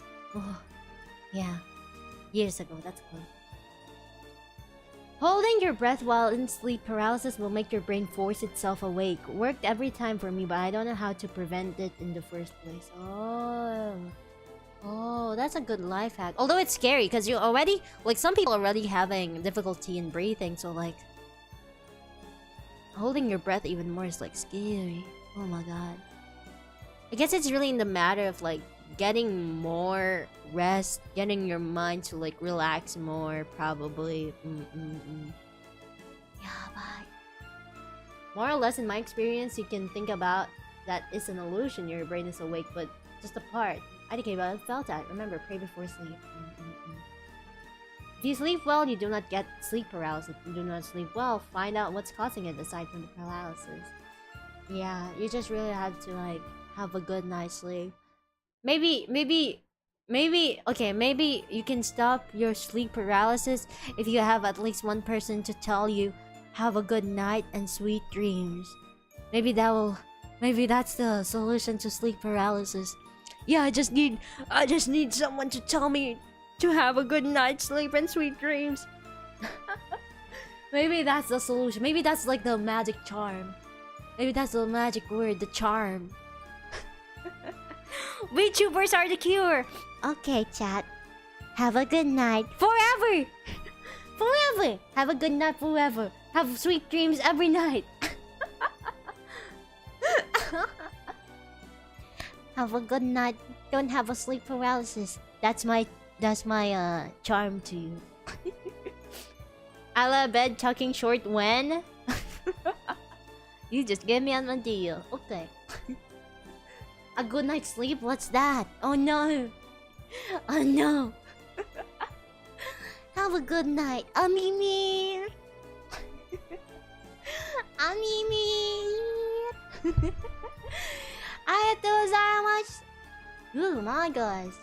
Okay, next one is pretty long. Really, really long. Really, really, really long. Okay, buckle up, boys. This is a really long one. This is the first out of, like, the two long stories we have. Okay, ready. Get ready. This is like 7 pages long. No, this is actually 2 pages long. It's 2 pages long. It's 2... No. 2? Okay, wait. Okay, I'm counting the... I'm counting the images I'm gonna be showing on screen because it's super long, so it's gonna be four screenshots on the screen. Membership, arigato, Ataru. Welcome. Okay. No, it's not 7 pages. It's like 4 screenshots, but it's super long. It's very, very long. Okay, get ready. Hi! Okay, I apologize in advance if I butchered the name. This is Seong's wife. I'm gonna pronounce it as Seong. Seong's wife. This is based on a true story back in Laos. Laos is Thailand, I think. SIL, the sister-in-law. Okay. Back in Laos, when Hmong people were still wearing Hmong clothes. I'm sorry if I butchered the pronunciation. A sister and her sister-in-law went to the farm early in the morning, each of them wearing 2 silver plaits around the neck. When they got to the farm, the sister-in-law told the sister to go pick cucumbers from the top of the hill, and the sister-in-law herself went to pick cucumbers from the bottom of the hill. The sister did as she was told and went up to the hill to pick cucumbers. Once her basket was full with cucumbers, she returned down to the spot that her sister-in-law directed her to go to the hill. She then called down the hill to her sister-in-law. Sister-in-law, is your basket full? Basket full yet? If it's full, come up and let's go home. But there was no reply. She called a few more times, yet there was still no reply. Fearing something had gone wrong, she quickly set her basket down and rushed downhill to check on her sister-in-law. When she reached downhill, her sister-in-law was nowhere in sight, but next to a tree stump, there was her sister-in-law's basket filled with cucumbers. Laos. Oh, it's a neighboring country in Thailand. Oh my gosh. Sorry, my geography. Oh my gosh. I thought it was in Thailand because they were like beside each other. Okay, next to her sister-in-law's basket was one of her sister-in-law's silver plate. She scanned the surroundings again, checking to see if there had been any struggles within the area, but noticed no difference. More downhill, there was a small river, so the sister thought to herself maybe her sister-in-law went down to the river after picking cucumbers to wash her hands. So, the sister decided to go down to the river to look for her sister-in-law. But after about 10 steps forward, the sister saw the other silver plate of her sister-in-law. By now, her heart started racing, but she quietly told herself to be brave and ran all the way down to the river. Once she reached the river, she called out to her sister-in-law again, and once again, there was no reply. Now, she was really scared, so she turned back and started running up the hill, grabbing both her sister-in-law's silver plate as she passed them all the way to her own basket, and put it back and rushed home.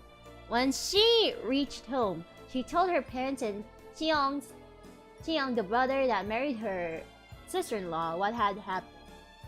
Cheong quickly went and gathered about 15 to 16 men in town to go look for his wife, each man carrying guns and knives in their hands. Wow, crazy. Okay.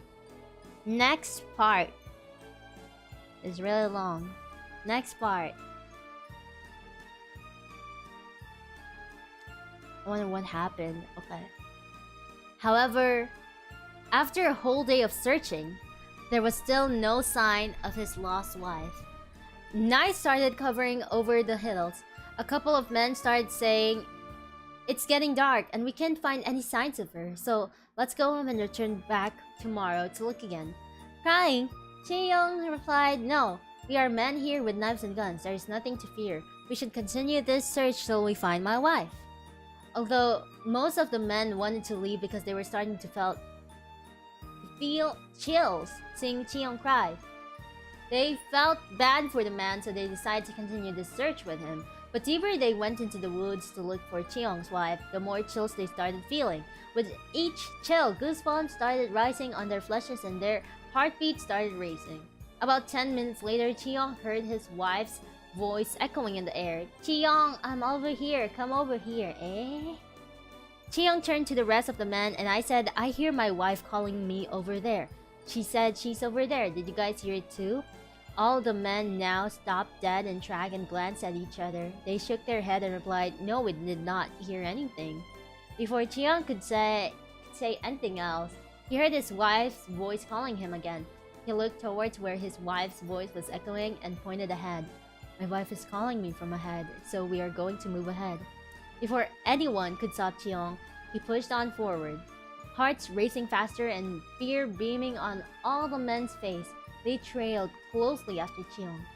5 minutes later, everyone, including Cheong, stopped dead in track again. For this time, they all heard Cheong's wife's voice ranging in the air. "Cheong, I'm over here. Come over here." One of the men noticed the voice was too close to them, so he quickly said, "Your wife sounds very nearby. Let's get our guns ready." Oh, guns! Yabai! Everyone started pulling bullets out of their pockets and stuffing it in their guns. Eh? As Cheong reached into his pocket for his bullets, he pulled out instead his wife's ring. Oh. By now, Cheong's heart shook with chills as he quietly said, "This is my wife's ring. She wore it this morning. How did it get into my pocket?"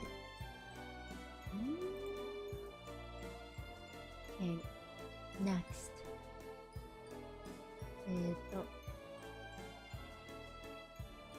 What the heck? Okay. Upon hearing this, everyone now shook with fear of what was going on, but they pushed forward. However, after 3 to 4 steps only, they saw on the ground in front of them Cheong's wife's dead body, which was torn and eaten all by something. Oh my god. The only parts left were the head connected to half her neck and the left shoulder to her arms. What the heck? Ah. By now, night had covered every inch of the woods. One of the men turned to Cheong and said, "Now that we have found your wife's body, it's too dark to do anything, so let's cut down some wood and bamboo and make tree house above ground to rest. When morning calls, we will take your wife's body home for burial. If not, we will bury her here tomorrow morning because her body is not a good sight to bring into town anymore anyway."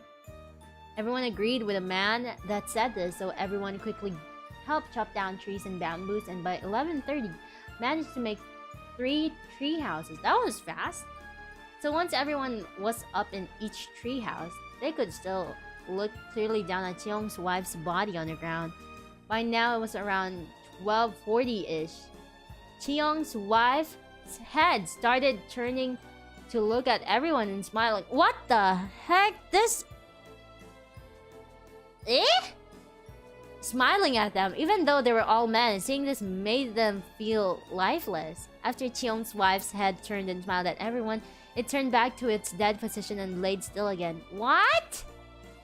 This feels more like an urban legend, more like a, rather than a real story. It feels like a myth to me. It sounds like those typical like stories you would hear in like traditional countries, I guess. Oh my god.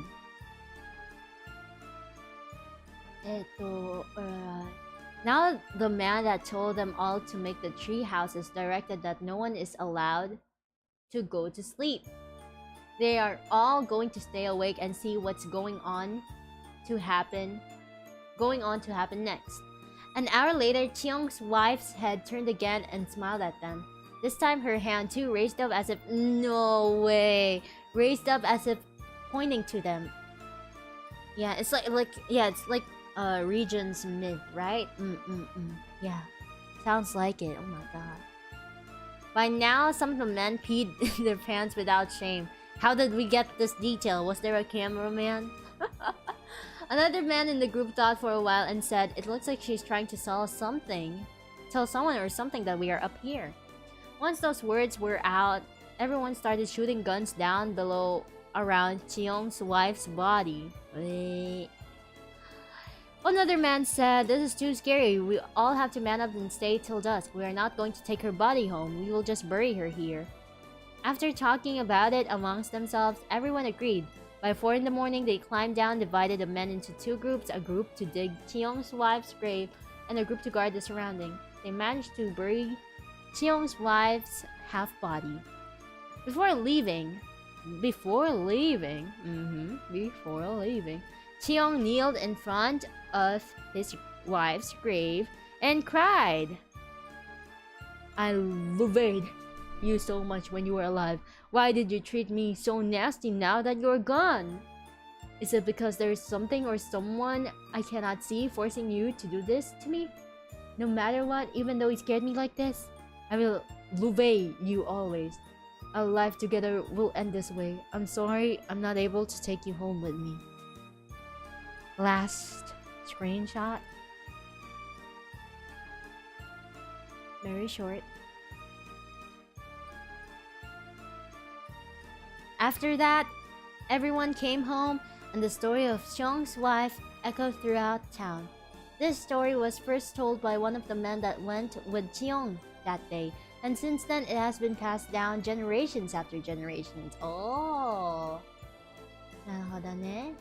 It might be like personally it feels like an urban legend to me, like a myth in like a particular region. But if we were to like look at this in like a realistic perspective, maybe there was really like a killer or something. I feel like Cheong's wife was murdered. I feel like they were murdered. And then maybe because the story has been passed down for like many generations, they could have been like a little bit of like tweaking or exaggeration, such as, oh, his wife's actually like smiled even though she died or something like that, just to like add more spookiness factor. But I feel like Okay, I mean, I'm not really reliable source on this one, but I feel like his wife was really just murdered, and that's pretty much it. His wife was murdered in the middle of the woods, and I guess since the story has been passed down from generation, it has been like the story has been tweaked, because it's not really rare to like see like original myths be tweaked, you know. Yeah, it's probably like some truth to it, which is like his wife got murdered in the woods, but I feel like there's like a bit exaggeration. Did they ever bury her? I feel like, yeah, they did bury her. Sounds like a scary story parents tell to their children to keep them from going out late at night. Yeah. That's what I think too. Like, they would exaggerate this like real story that happened to like scare them. Spooky. That was a nice read though. That was a good read though. Thank you so much. Arigatou gozaimasu for your submission. Thank you. I don't understand. Well, TLDR, his wife, Cheong's wife, suddenly was missing, and then they found her body in the woods, and yeah, that's pretty much the story. But there's like a little bit of, I feel like the spooky elements were like exaggerated a bit, since again it's an old story that has been passed from generation to generation. But I feel like the truth behind the story is that his wife was just murdered, and you know, when Cheong found out his wife was missing, he sent like many men to like look for her. That's pretty much it. Arigatou gozaimasu. Thank you for the submission. Thank you. Yes, Mizu no Mimasu. That was quite a long story. Mizu no Mimasu, and then we'll move on to the next spooky story we have.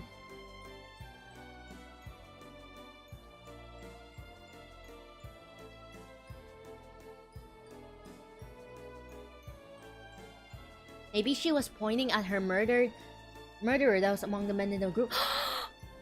Oh my god! That makes sense. Maybe his dead wife was pointing at the man who murdered her, which is one of the men who like looked for her. Oh my god! Yo, that's actually really good. That's a good addition to the story. That might be good. She pointed at all of them? Did she point at all of them? Didn't she like point at just one dude? So with the guns were for protection against tigers and bad people in the old days, probably. I don't know how old this story is, but I could see that happening. Naruhodo ne. Interesting. I find those stories really interesting. Arigatou gozaimasu. Thank you for the submission. That was a good read. Okay. Tsugi wa next submission. We have dun. Okay. Let's read this. When I was a little boy, I was scared of a lot of things. The dark, dogs, being alone, and corn. One night, I woke up because I had a nightmare where a ghost was talking to me, how he is going to rescue me and I'm lost. Now, what I usually did when I was a little kid is come out of the bed, touch the walls, and go in a circle, following the walls until I find the door, so I can open it and can go cuddle up to my parents. I just do that. I'm going and going and going, but I don't find the door. I hit the corner. I keep going on the other wall. I keep going on that one too, and hit the other corner. Strange, I should have hit a wardrobe here, but there's nothing. I keep going on the third one. I'm panicking now because I'm hearing noises like something is following me and keeping a close watch on me. I hit a corner again. Didn't find any furniture that was supposed to be there. I keep going. There should be a window here, but it's not. Where am I? This is not my room. I keep going. At least the bed I wake up from should be there, right? Nope, it's gone too. I scream into the void, but nothing answers. I scream for my parents, but they don't answer. I curl up into fetal position on the ground and start crying. When I woke up, I was laying down next to bed. Ooga booga. Boo! It's the spirit of the corn. It sounds like it could be a lucid dreaming or it could be a sleep paralysis. I was gonna say sleep paralysis, but again, sleep paralysis, you don't really move, right? You don't really move. You can't really move when you're in a sleep paralysis state. Oh, wait, I don't get it though. Come out of bed, touch the walls, and go in circles. So, are you saying that the room is dark? Is there no light in the room? Or something? Is there no light source in the room? Come out of the bed, touch the walls, and go in a circle, following the walls until I find the door. Are you... Is it like really dark in the room? Or something? Or maybe it could be like yeah, sleepwalking, lucid dreaming, like a really vivid dream. Because if you woke up in bed, then it might just be dreaming, maybe. I don't know. No window, no moonlight, yeah. Unless your room is like super like pitch black, then it's scary, but like no light? Following the walls until I find the door. I'm assuming that your eyes are probably like closed.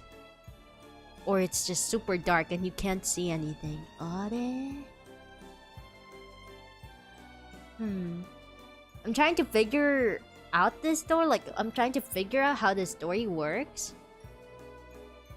But there's like a lot of like loopholes. There's like a lot of questions to be answered here. Like, is it dark in your room? Why do you have to touch the walls? Why don't you just like look for the door? Or why don't you just open the lights or something? Did someone put eye mask and doesn't realize it? Maybe, I don't know. It's kind of a confusing story. Kind of confusing to me. I mean, it would be scary if you're like I don't know. Maybe maybe it's a dream, and you just can't see anything. Like you're in a dark room or something. I don't know. Feels like a very vivid dream though. But I can't really speak for the person who said this. But it must have been a really scary experience. So, thank you for the submission. Thank you. I have a lot of questions. There's so many things I want to know because I'm genuinely like interested. Like, what happened? What happened? Like, I think a scary thing that could happen to you is like, I don't know what's the term for it, but like those loops thingy, the loop thingy where you feel like, oh, I'm gonna open this door and then I'm gonna open this door and then there's like no end to it, like an endless loop. I feel like that's really scary, and I feel like this person probably gone through that in this story.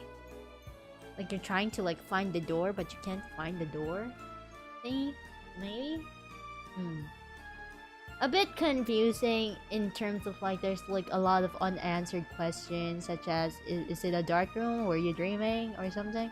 But must have been a scary experience if it was true. So thank you for the submission. Arigatou gozaimasu. Happy Halloween. First, it's real. Is it real? I don't know. Is it real? Thank you for the gift subs. Arigato. There is no alerts for one singular gift sub. Haha. Got him. Got him. Thank you for the gift subs. Spookiest story. VTuber's dusty PC with a profile picture of my PC. Thank you. Arigato. Arigatou gozaimasu. Thank you. My PC is the spookiest story. I mean, that's not even the spookiest, dustiest PC you've ever seen. Oh, so the real horror was my PC accumulation, PC dust accumulation reveal. Is that it? Arigatou gozaimasu. Thank you. Got him. Can't scare me now. Yes. Next story. Dun dun dun dun.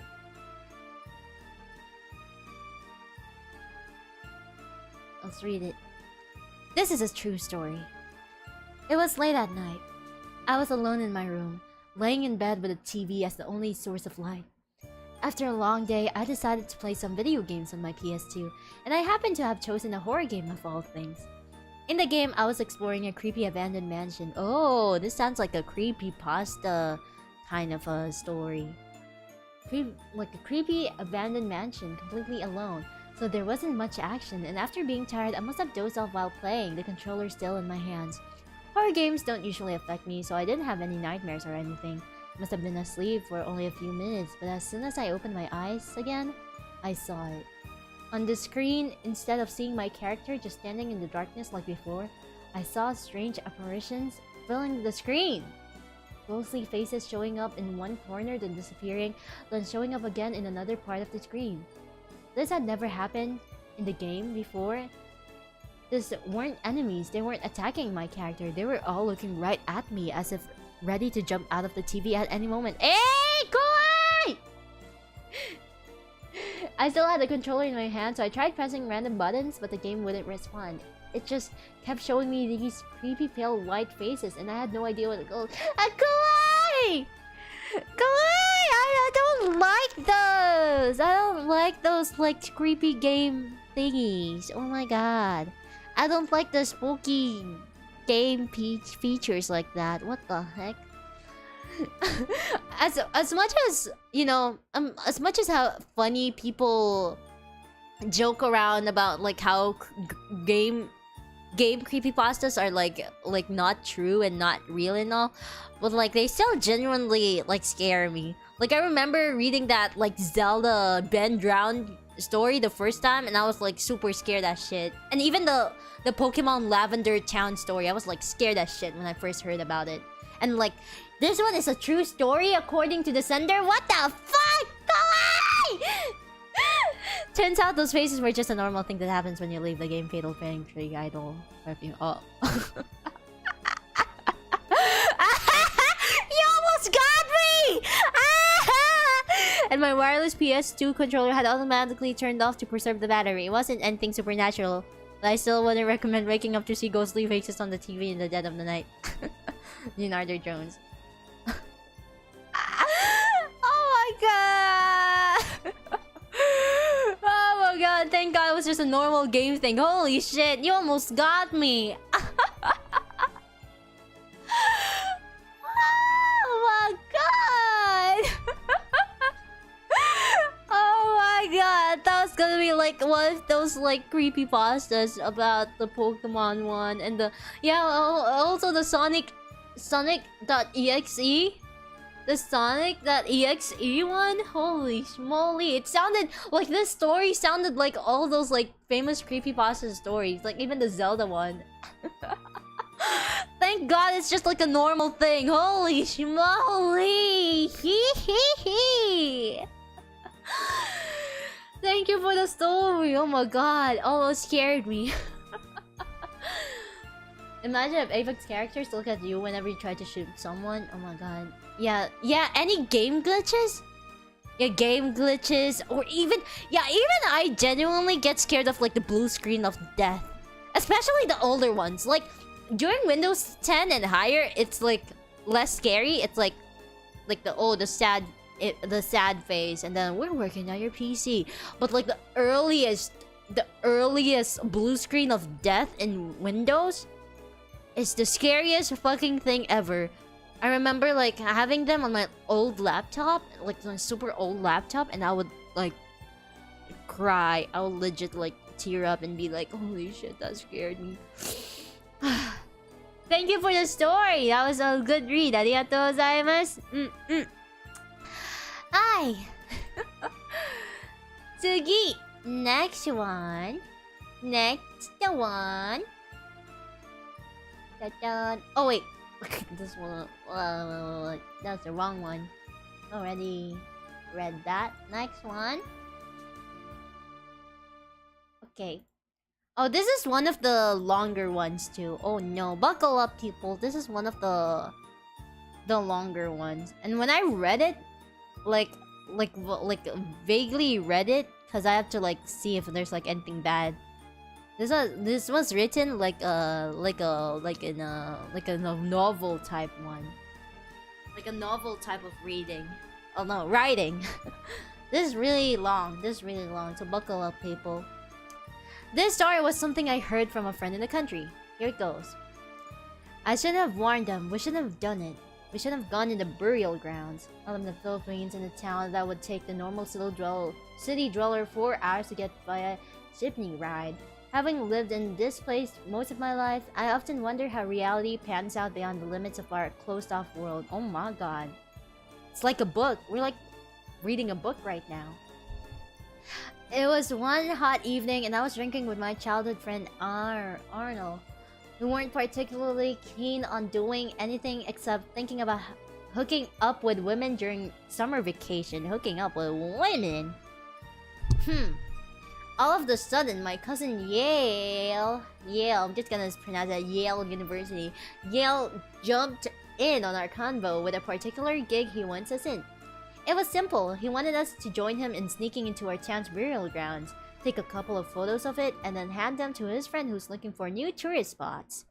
To me and Arnold, it wasn't simple at all. It would go against the town's one rule: never set foot or touch anything in that place. Our fathers, and the people who have lived way before us have all ingrained that taunt in our heads. Of course, being the the callous city boys that he was, that visited our town on a regular basis, he shoved the tale aside and called us wimps. Naturally, we didn't want him to get hurt or in any sort of trouble. With flashlights and cameras in hand, we accompanied him. Sneaking past the view of any old townsman, we climbed atop the metal fence that kept people away from the decrepit, beaten-up patch of land littered with the countless gravestones, each bearing intricately etched names in Baibane text. We hopped down and marveled at the sight of the ancient graveyard in the night. According to our town's oldest resident, before modernization came and turned the place upside down, the area used to belong to natives called the Echuring. They farmed crops, hunted wildlife, and lived peacefully with the land. When settlers came, they aggressively tried to drive them out. A war between the rights of owning the land broke out. Next. Actually, forgot to count how many pages this is. It's about 5 pages. Buckle up.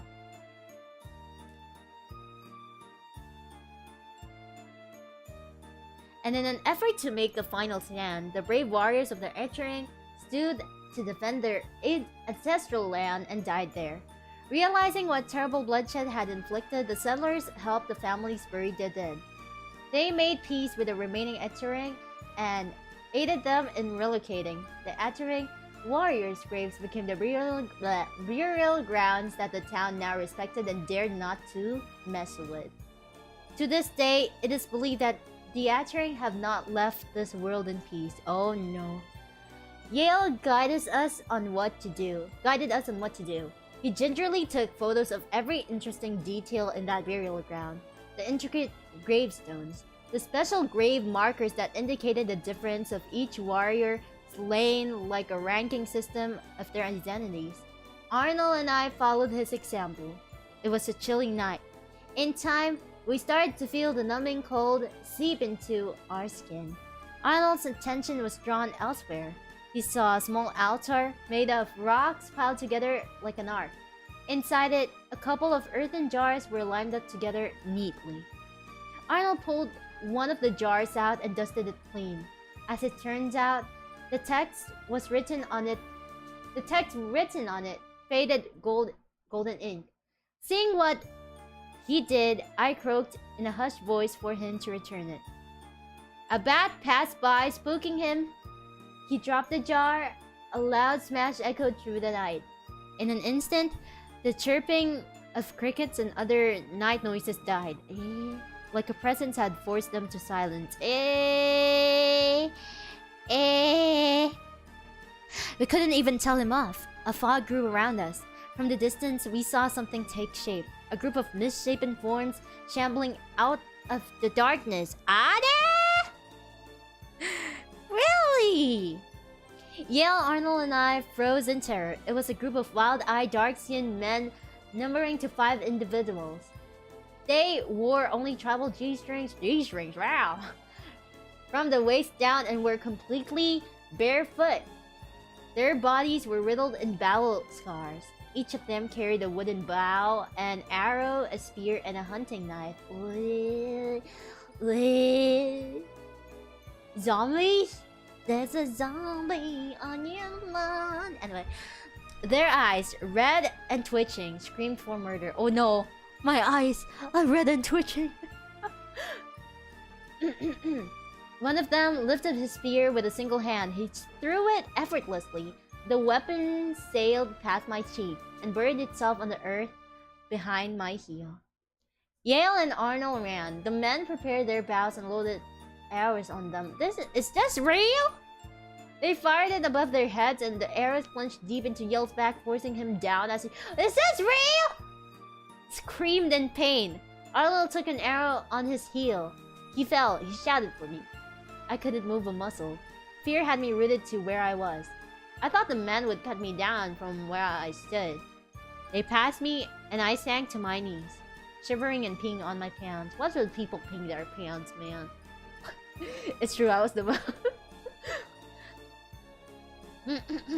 They drew closer to the shrieking Yale. Brandishing their hunting knives, they stabbed his back in sync. What the fuck? Yale went still, soaking the ground in blood. They approached Arnold, who was still trying to pull the arrow out of his heel. He begged for mercy as one of the men pulled his hair up, exposing it. What the?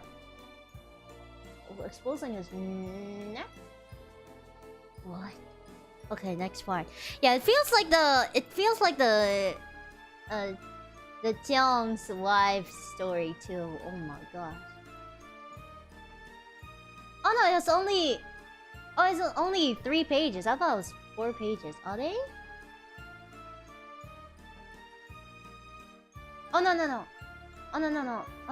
Oh wait. I chose the wrong image. Matte. I chose the wrong image. This one. Oh no, wait. Oh, it's only 3 pages. Oh, okay. Yeah, I was pretty confused. Okay.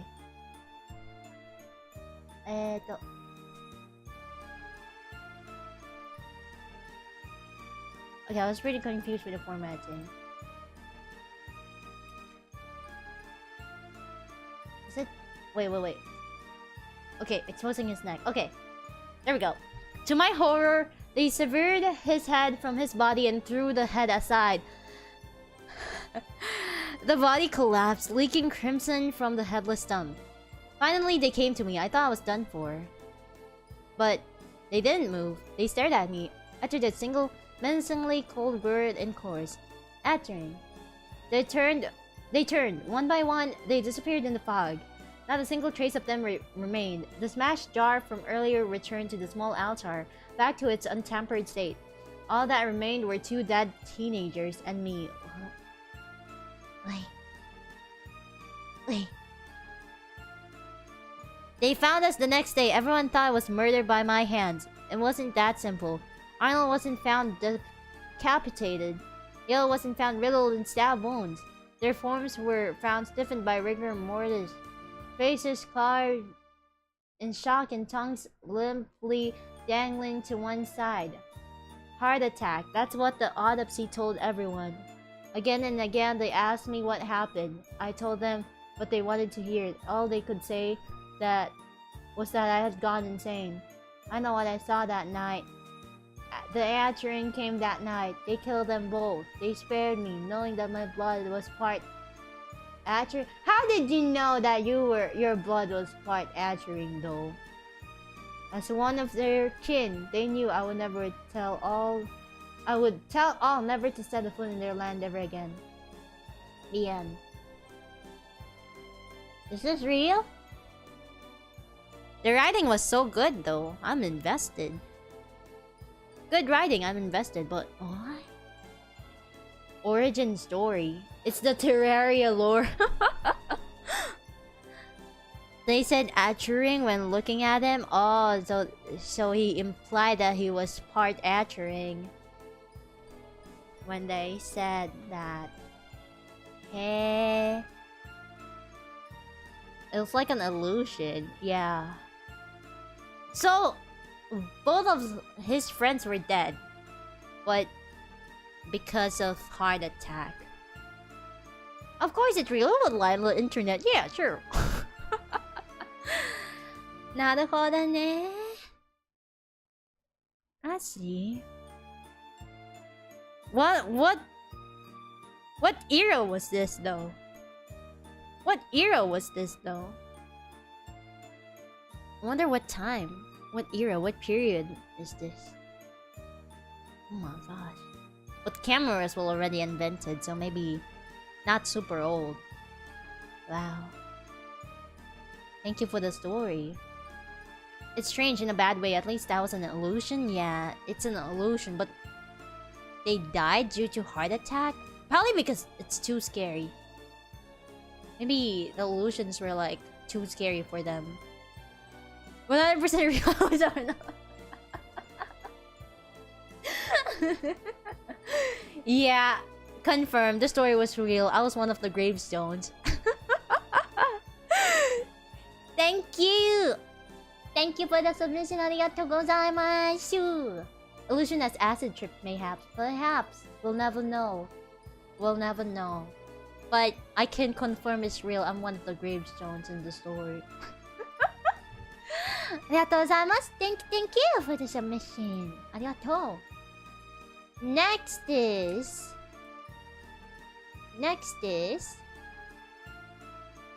Kore.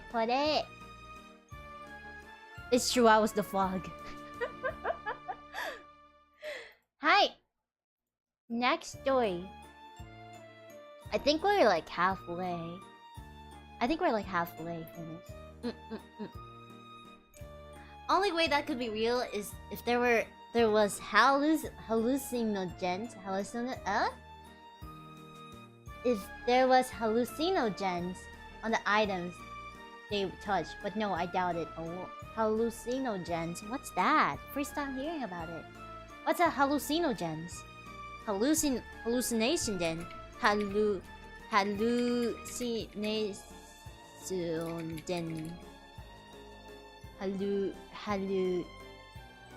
Hallucination inducing substances. Oh, like mushrooms. Oh, yeah. I doubt there are hallucinogens because it's a graveyard, I think.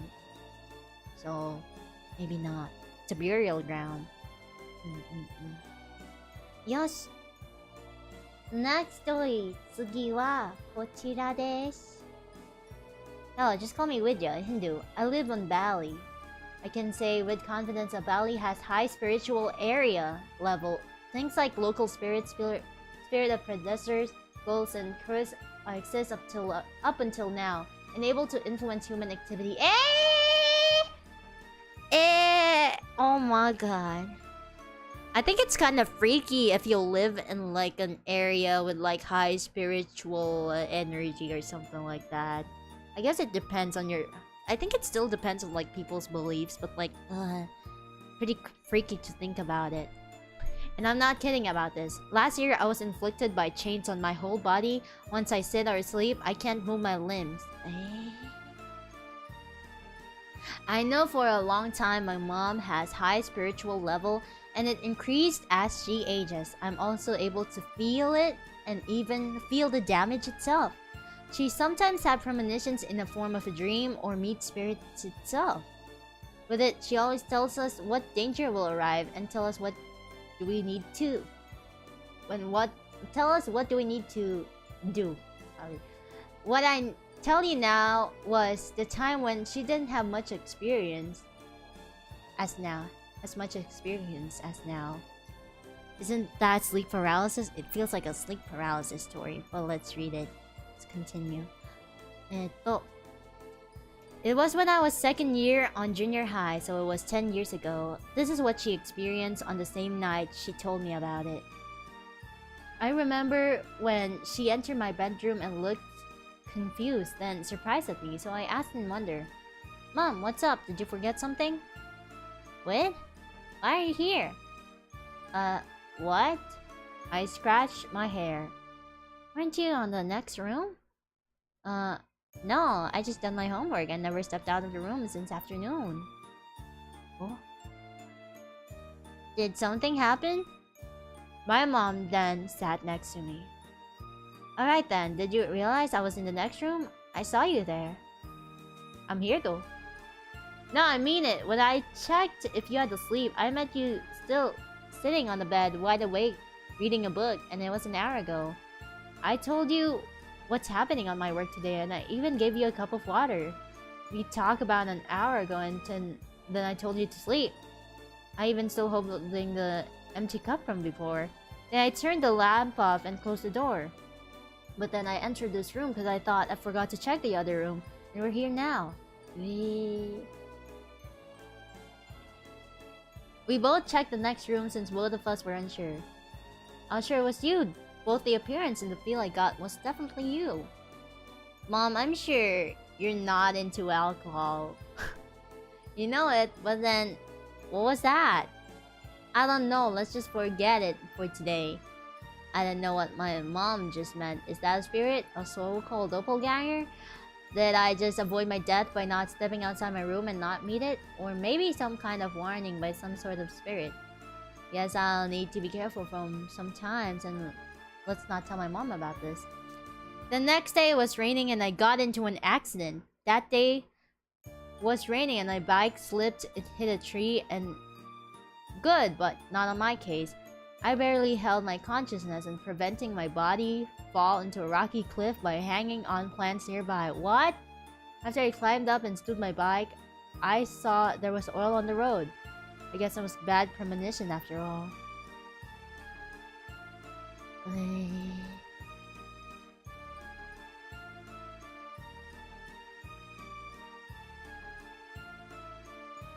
Your mom was seeing things, maybe.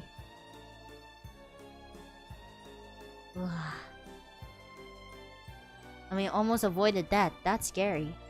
Near-death experiences are scary on its own, to be honest. Naruhodo ne. Doing the homework. Obviously a fake story. No one does their homework. I forgot to add this. My bike was half broken, but at least it's still rideable until I reach my home. Oh my gosh. It might be a doppelganger, but like I still don't know how it works. I think of it as like a scary, spooky story thing. Like, oh, if you meet someone like you, you're gonna die or something like that. But like, I don't know how like doppelgangers work actually. I don't know how it works. Still pretty freaky to think about it, cause like it's pretty open-ended. Like, what actually happened? How did it happen? What did she actually see? It's scary, but I'm glad you avoided death. Oh my god. That's scary. That is scary.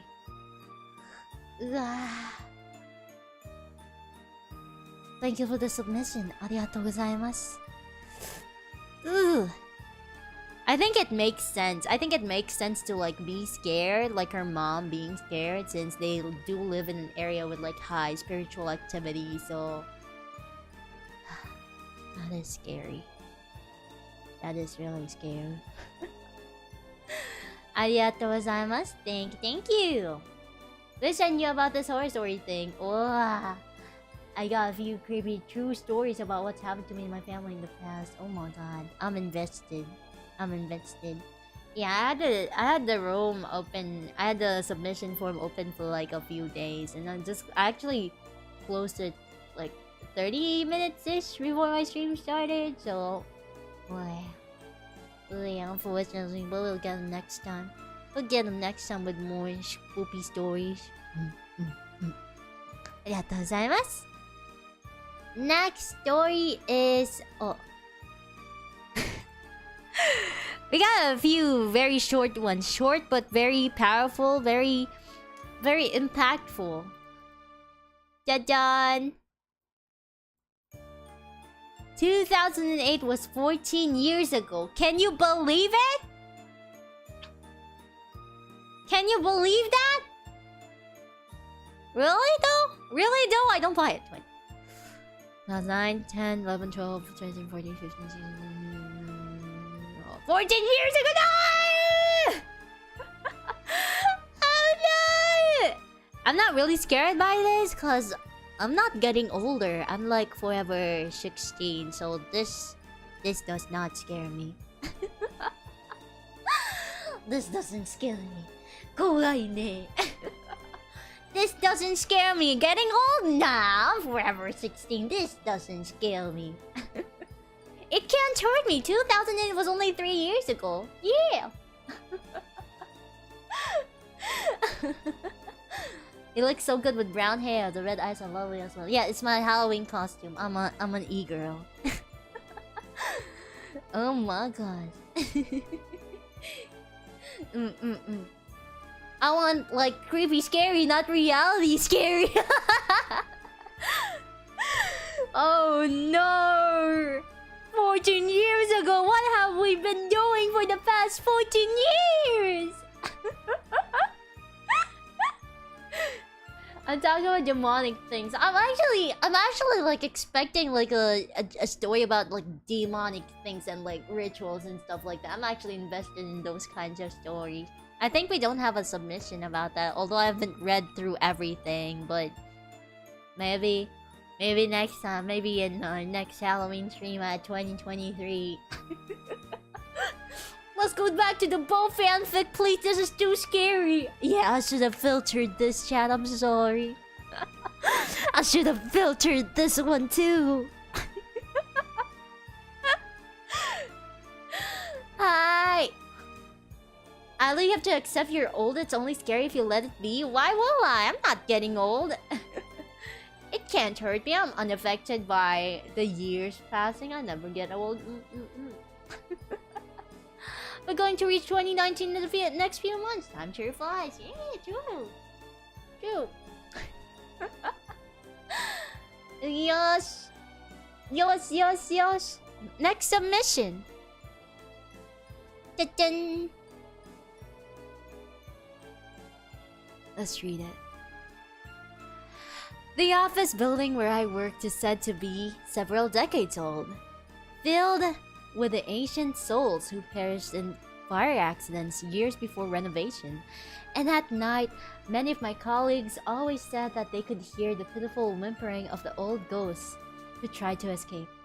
Truth be told, I'm more afraid of dying in a substandard fire hazard office building than seeing a ghost. True. But this one time, when I was working overtime again at around 9 PM, I could have sworn I heard a crying sound from somewhere near my cubicle. A sad, almost begging voice of a woman with a soothing tone approaches me slowly from somewhere. As it turns out, it was one of my co-workers who had a really bad allergy that day. She was telling me to finish my job and get the heck out of the office already, but I was scared so much I could only reply with a whimper. Sometimes when my colleagues gossip behind my back, they call me a whimpering ghost girl because of that one event.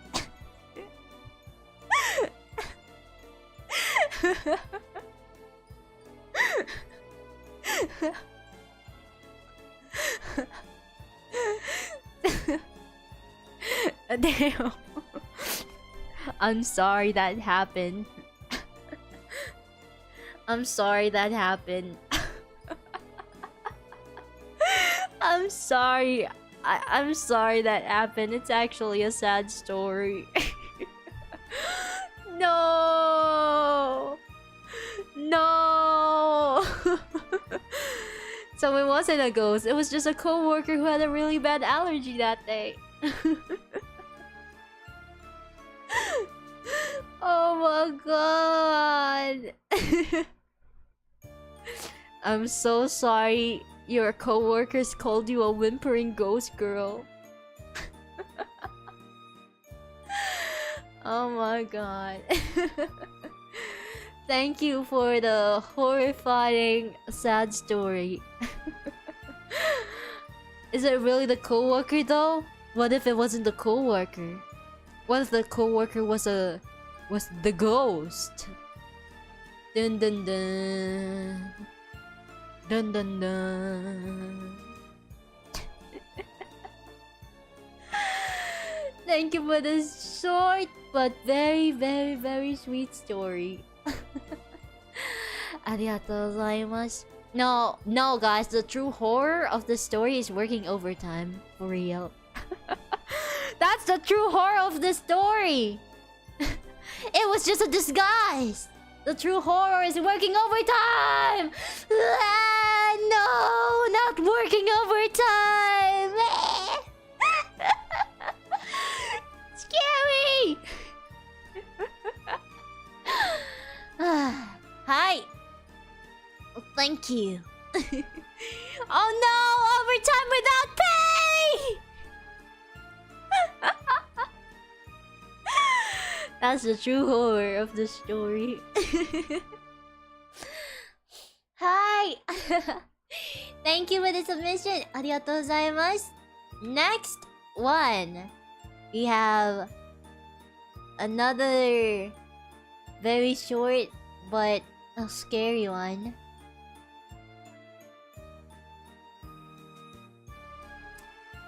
Horror story. Carpeted kitchen. Ah! Carpeted kitchen!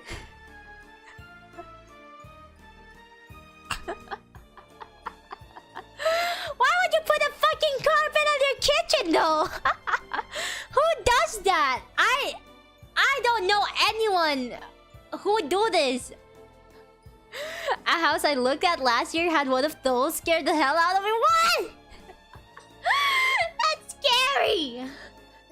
Not as scary as a carpeted bathroom. Dun dun dun. I got 2 of them in your kitchen? You're crazy. This isn't crazy. This isn't scary. This is insane. This is insanity. Goes hand in hand with the kitchen with a kitty litter.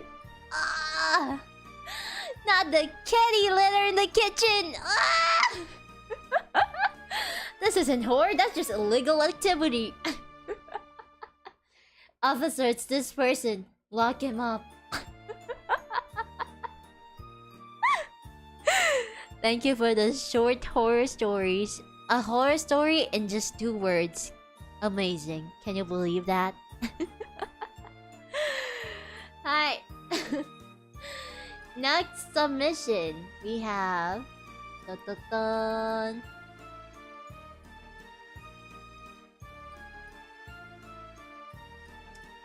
Let's read it. So, like... this one time... I was sleeping at a friend's house and I wanted to make breakfast for both me and my friend, right? So yeah, I made some toast sandwiches and grabbed one of those funny looking cereals in a jar from the cupboard and poured some milk in it. Yeah, so it turns out it isn't cereal. My friend told me it was a dog biscuit when we started eating it. I was wondering why it tasted kind of bitter for a few times, and I have to drive to the nearest supermarket to buy a new pack of dog treats.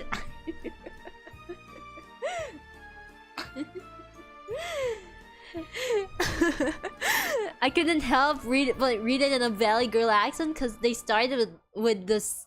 They started with a word so like.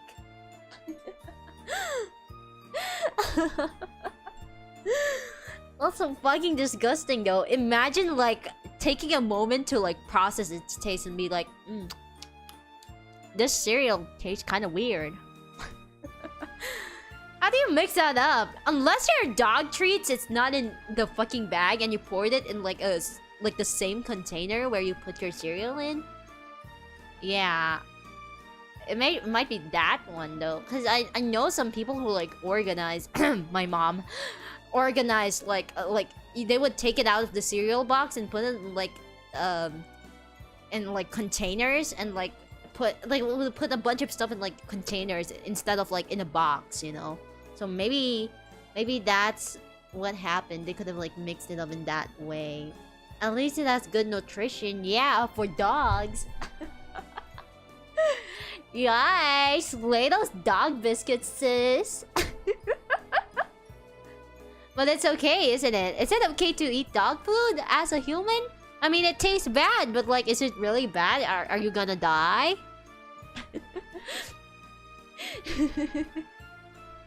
Are you gonna die? Are you gonna die when you eat dog food? Is it gonna kill you? No, right? It's just really bad, right? I would put cereal in a container with an airtight lid to help. Yeah, that's what my mom does. That's what my mom does. She buys like all these like different containers with like an airtight lid, and she would place like anything. She doesn't like anything with a label on it, like cereal boxes or anything with labels. Like she doesn't want to get food out of the bag. She just wants them organized neatly in a container. So maybe it's that. You probably won't die, but I don't see it being good for you. Yeah, you probably should. Yeah, I mean, dog food is dog food. We're not dogs unless you're a dog. Unless you want to be a dog, you want to feel like a dog. Here, dog biscuits in a jar on the table. Yeah, like in a jar. Like you can like mix it up. You're good if you do. Not different than eating regular food. It's made for dogs' consumption, but you wouldn't die. You wouldn't die. Yeah, you wouldn't die. Thank you for your story, Slay. Yes, girl, slay that dog biscuit. So like, did they start barking when you ate these dog biscuits? Oh my god. Yeah, like I know this one girl called Christine, and she's a bitch. And I know she eats those dog biscuits because she's a bitch. Like, oh my god.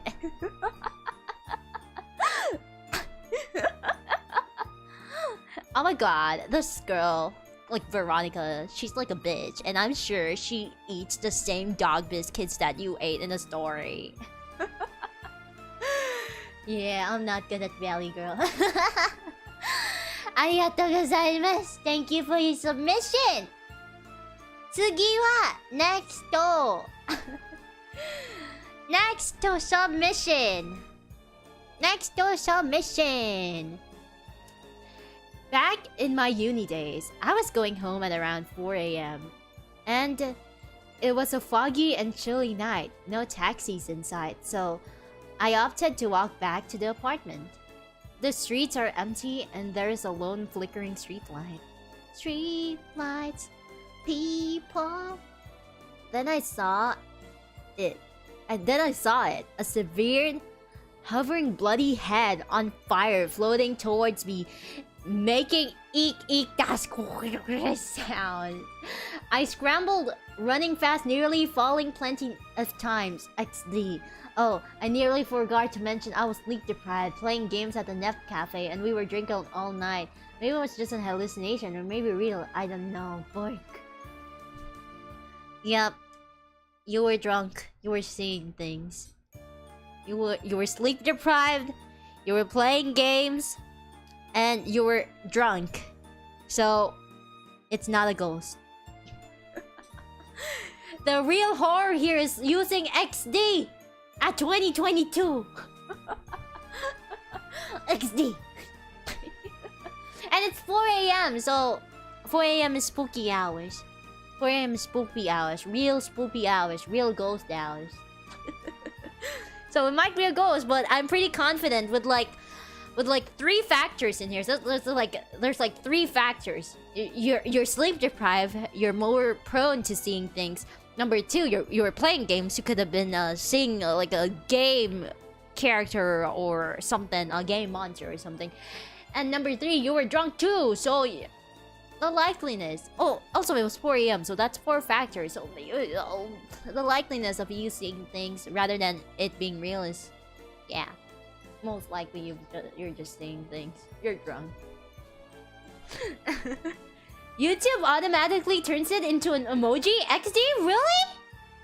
If you type XD, it turns it into an emoji? You lied! You lied! No! Using XD at 2022! Oh no! Hit space after? No! You lied! You lied! No! You have to put a space after I'm trying! Okay, maybe it's because I typed it in mobile. Maybe I typed it on mobile. Okay, I'll typed it on mobile. I always like type things in mobile.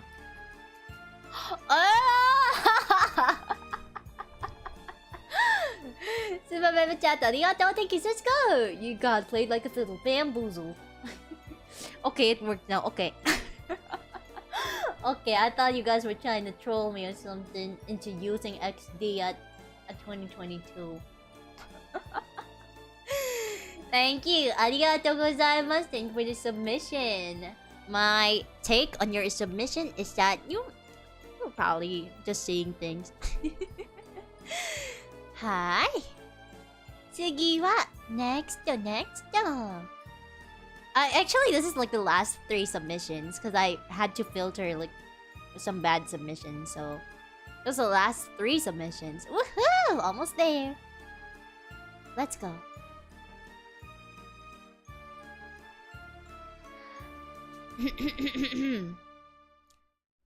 There was an old house in my hometown that ended up becoming abandoned. It was a cuter house in the neighborhood because it had fancy stone walls on the outside, the kind that are made of rocks cut into various shapes like puzzle.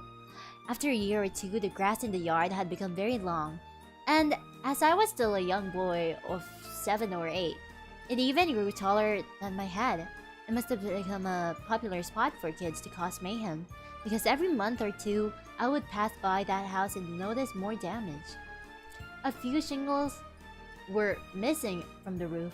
One window broke in the front, then one in the back. Then some of the rocks in the wall were broken and crumbling.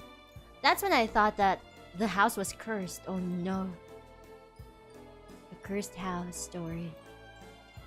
One day, I was playing in the street with a friend who lived a few doors down. He loved thrills. Whenever Bobby was around... Okay, his name is Bobby. Okay, Bobby. Okay, whenever Bobby was around, we always got into trouble somehow. But we usually got away with it. Come on, Ryder. Let's go check out that house.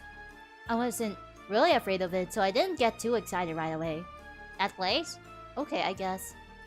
It wasn't even dark out. After running around the building a few times, we started to pretend. We became special forces soldiers, and our mission was to infiltrate the deep jungle and strike the abandoned house, which was actually the headquarters of an evil scientist who was planning to take over the world with a supersonic demonic Black Death Ray 3000 from space or something. I don't know, we probably stole the idea from a TV show. Anyway, we were playing around for so long that the sun started to set, and that's when we made our move. It's time. For some reason, the changing light made my heart beat faster. I started to see things that weren't there. A shadow on the wall looked like a person. The grass moved where nobody should have been.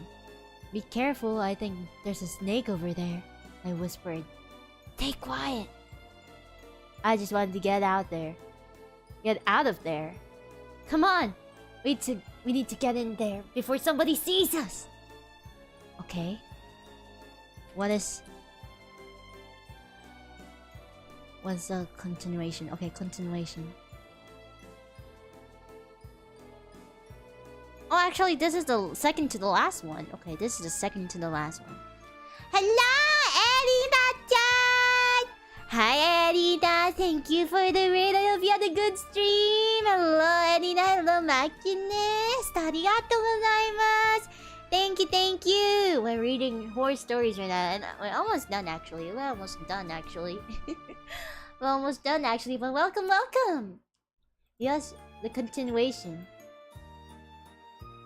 So, they started seeing things, and the other person said it might be a snake.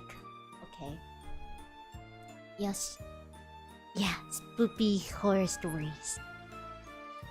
That did it. My friend got up, and we both ran to the wall and crouched down. I slowly made my way to the door and turned the knob. It's locked. Well, we can't give up now. I pointed at the broken window above him. When he started to stand up, though, I grabbed his arm and stopped him. I have a bad feeling about this, I said. It's fine. Stop being a scaredy cat. I let go. He slowly stood up and squinted into the window. What can you see? Shh! He hissed back. All of a sudden, I heard a terrible sound from inside. It was obviously wet, but there was another sound mixed in, like something dragging on the floor. And I thought I heard the clink of a metal. Oh no. The doorknob beside me was spinning wildly back and forth, and I thought I heard voices. Bobby grabbed me and we ran as fast as we could back to his house. I asked him about it a few times, but he never told me what he saw. Is that it?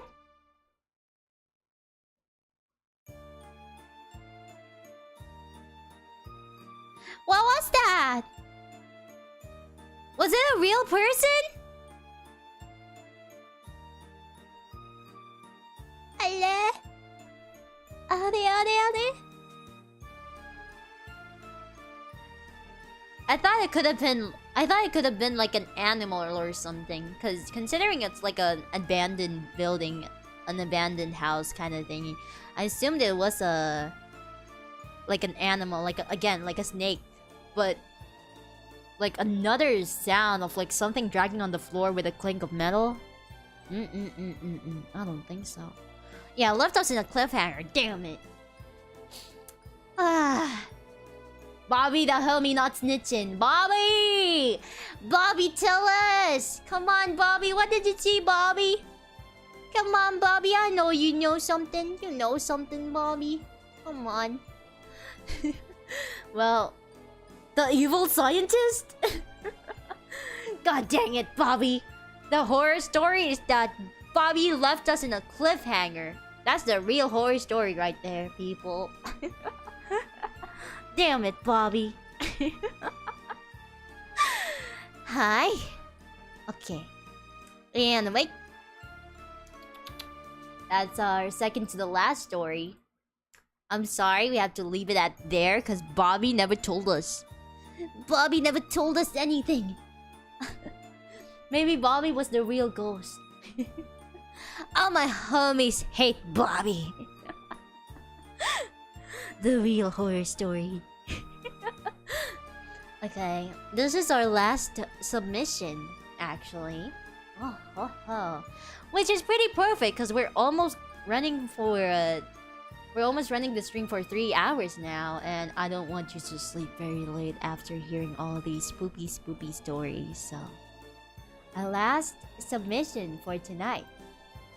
Yes. We have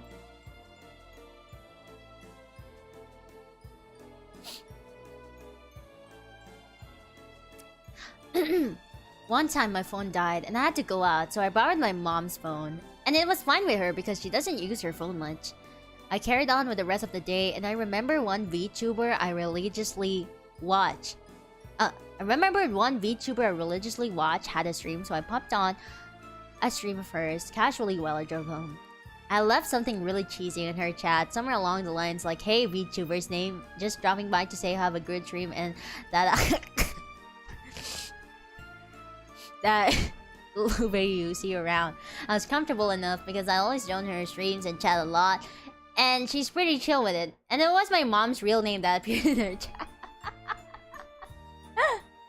The thing is, the chat isn't super fast, so it's very readable. So she read it together with my mom's name. Thank you, Madison. She didn't read her last name. That's very sweet of you. It was pretty memorable in a bad way.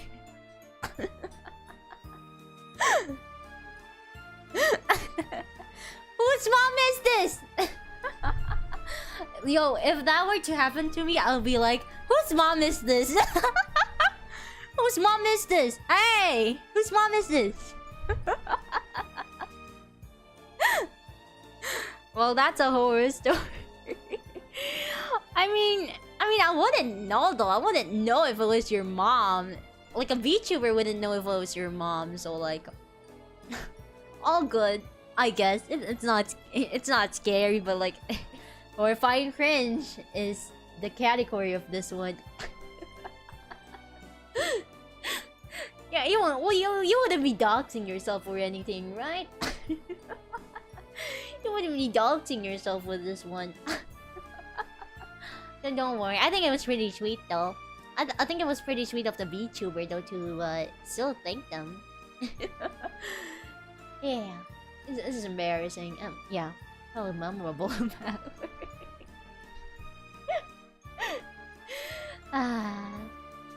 Well, that's a horror story for the sender.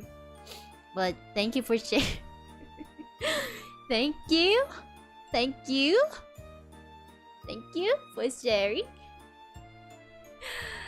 And wow, we ended with a bang, I guess. We ended with a bang, I guess. Hi. Anyway, that's all for horror stories. Our submission for horror stories this stream. I wish there could have been more spooky ones, but the other horrifying cringe stories were so funny. Hachi-pachi! Yeah, I was really hoping we'd get I got into a cult story. I got into a cult story. That would be pretty cool. That would have been pretty cool. But yeah. Do I have any more horror stories for myself? Any more spooky stories from me? Let me think, okay? Let me think. Aside from the ghost story I saw personally, I mean, I've had like stories from friends, acquaintances though. Like I remember this one time I had a schoolmate. And our school was pretty old, pretty old and freaky. And like beside our school was like an abandoned house. Like it was an abandoned mansion beside it. And I remember like this one classmate of mine, we were like super young back then. She innocently like said, "Oh, I saw some blood on the walls near our classroom. Like there was like a really big blood splatter. I thought it was paint or something like that." Something like that. And then I also saw women smiling at me, but they weren't in they didn't look like a teacher I recognized. And I was like, holy shit. I was like, holy shit, what? Holy shit, what? I don't know. Maybe my schoolmate back then was tripping. Maybe she was tripping. Sometimes because I don't want to acknowledge paranormal activities, I just say, man, maybe you're tripping. Maybe you're just seeing things. Okay? I don't know. Maybe she was just no, she wasn't a weird kid though. But she was like, oh, there was like a lot of like blood in like near a classroom, and then there was this like woman who like smiled at me. Every school has its own 7 mysteries. Probably, I don't know. I just don't acknowledge it. I just don't acknowledge it. But like I was like, damn. Damn, okay. I was like, really? That's really scary. But I was like, okay, that's really scary. Okay, just don't look at it. Yeah, I don't have much horror stories to tell aside from that real experience, first-hand ghost experience I've had during the beginning of the stream. But after that, maybe not much, because again, I just do not perceive horror, real life horror. I just do not perceive it. I close my eyes and say, yeah, you're tripping. You're crazy. That's insane. Nah, man, just get some sleep. You'll be fine. Kinda. Yeah, but the true horror story here is, chat. The true horror story is that you'll never be younger again. Except me! Because I'm forever 16. But let that sink into your mind. You'll never get younger. Is taxes real? For a 16-year-old like me, it's not real. But for the tax-paying people in the chat, yeah, it's real. Anyway, I'm accepting Halloween treats. I'm accepting Halloween treats, so go ahead and put them in here. Go. Wait, I look like a completely different VTuber. In this, look. I look like a completely different VTuber. Cause if I were to like look down, it does look kind of like Isla Coleman, right? But if I look up, oh my god, I look like a completely different VTuber. Taxes! No, chat, remember. Remember, please, remember, chat. You attract what you fear. You attract what you fear. Are raisins okay with you? I fucking hate raisins. Disgusting. I hate raisins. I mean, raisins on their own is okay, but like raisin bread, raisin cookies with raisin, no thank you. No, I let go, man. Why are you scared of me? Why are you scared of me? Chocolate favorite raisin, chocolate covered raisins, anything raisins is like it's pretty weird because I'm okay with raisins on their own. Like I wouldn't eat raisins, but like if there's like raisins and I have to eat it, like I think they're okay on their own, but they're like super bad when mixed with like other stuff. You fear what you attract. You attract what you fear. No. it's the opposite. What about ectoplasm cookie? Back again with the ectoplasm shit. I don't know what's ectoplasm. It sounds like goo. It sounds like amoeba. Eyes pretty color bloody. Yeah, they're pretty bloody.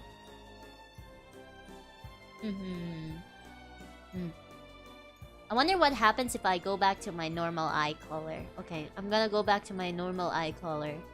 But I'm gonna retain the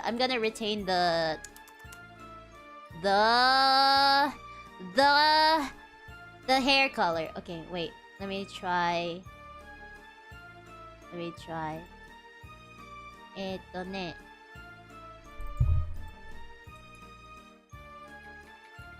Blue.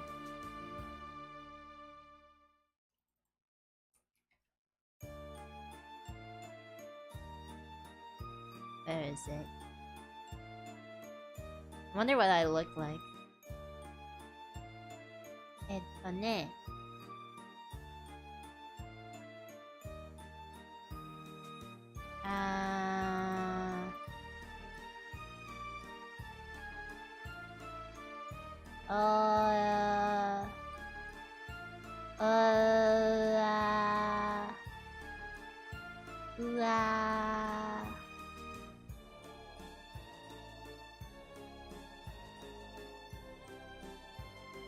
Like this? Like this? Wait, I'm trying to fix it. Oh no, I'm a ghost. I'm a spoopy ghost. It's fun. I'm trying to fix my eye color.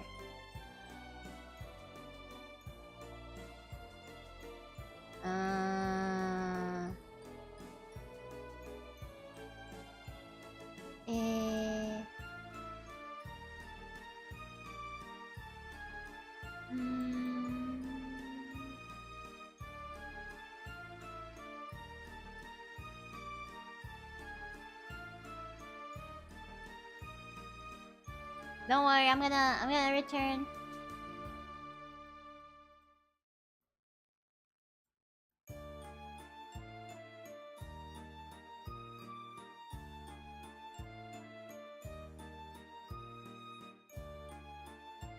Man, my eyes look kind of weird.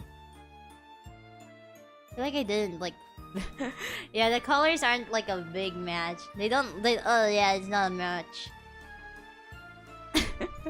I just tried tweaking it. It's still not a match. I look different though. I look so different though.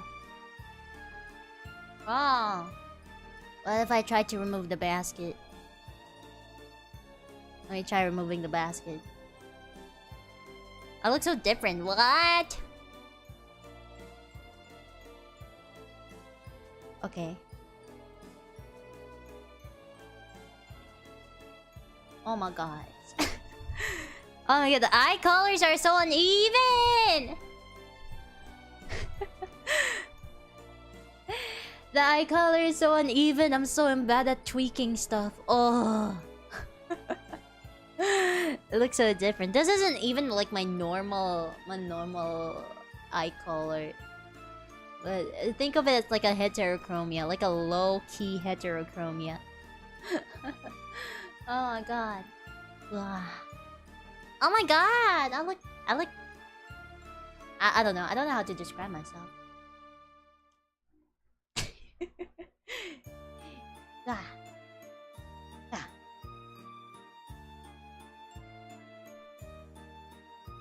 I look so different. What the heck? Maybe I should change my voice too. What kind of voice fits this model? I don't know. Like this? I don't know. How would you describe this kind of girl? She looks kinda soft? Soft? Is soft a term?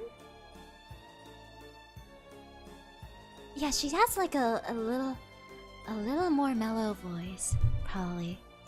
A manly voice? You want a manly voice? You want a manly voice? One-san? One-san? She doesn't look like she doesn't look like an One-san to me. I don't think so. No, she doesn't look like an One-san voice. No, she doesn't look like an One-san at all, because she looks softer. She looks like she's 16. A manly voice and their name's Bobby? Hello! Hello, I'm Bobby. Hello everybody, I'm the VTuber Bobby.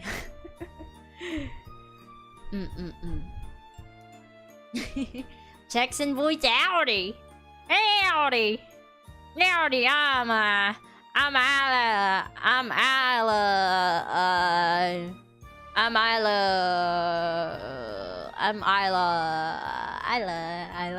Oh no, I'm out of puns. I'm out of jokes. Oh no.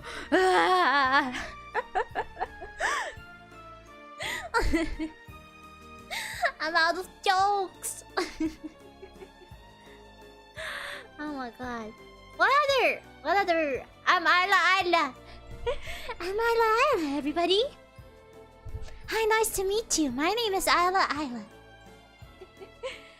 My name is Bobby Texas. My name is Bobby Texas. Okay, what if she has black eyes? Like, make her look like a really plain girl. Okay, let's do that. Black eyes. Okay. Not literally like give her a black eye or something. Let me make her eyes darker, I'd say.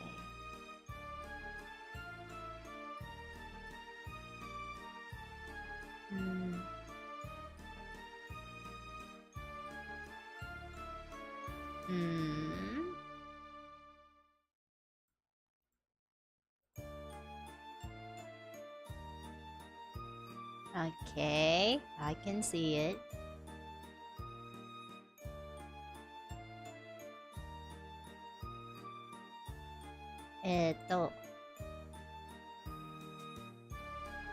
Wait, I'm trying to fix it.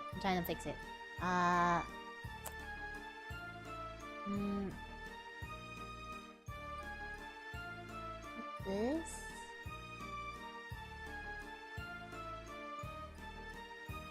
And then...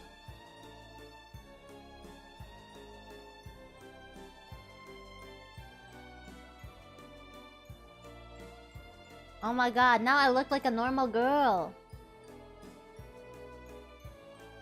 For real.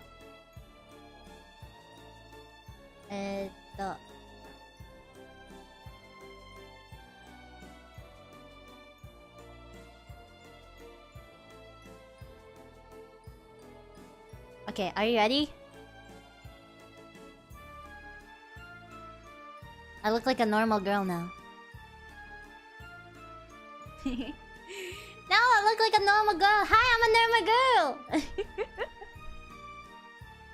Hi, I'm a normal girl.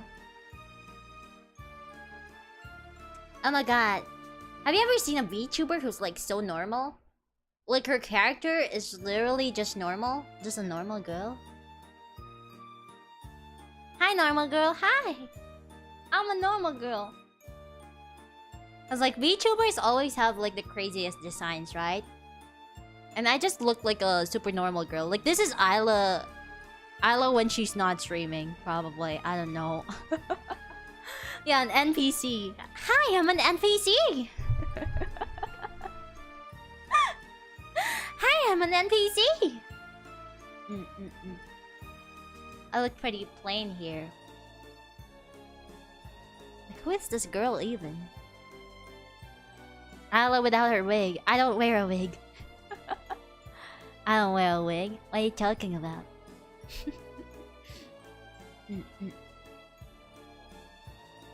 I wonder what I look like with different expressions. I haven't tried it out. Wait, let me enable the expressions.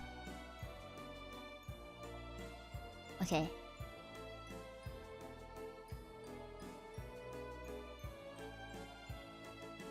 Disappointed NPC. Normal student Isla. Yeah. This is like Isla if she was never an isekai princess. Crazy. Crazy.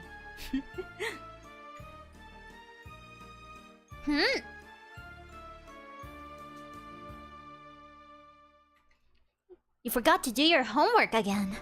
Huh. You only talk to me whenever you need to like copy my homework, and I don't like it.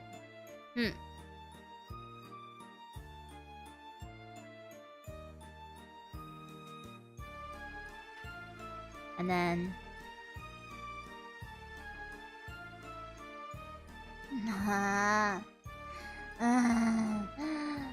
bah.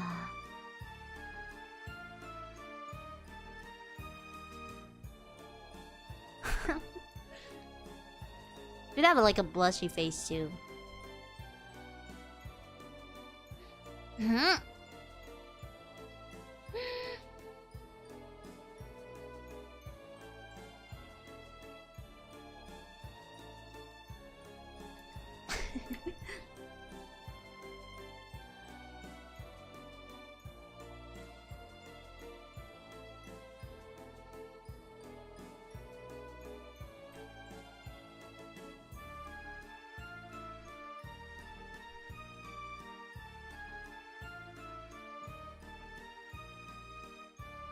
Oh my god, yeah, I totally look like that childhood friend. Yeah. Oh my god, yeah. I'm the childhood friend. Yeah, this is my childhood friend art. You're late again. You're late again. Stop sleeping too much. Too bad we have school today.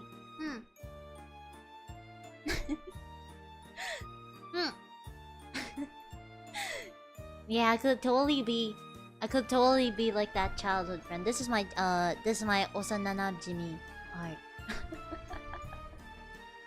What other expressions do I have?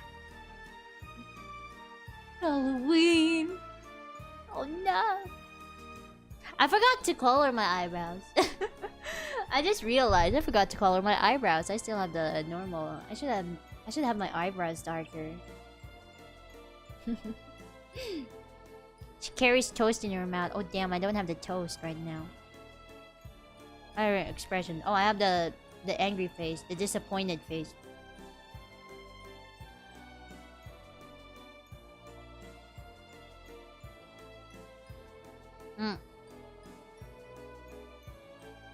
Oh my god, I look like a plain girl! I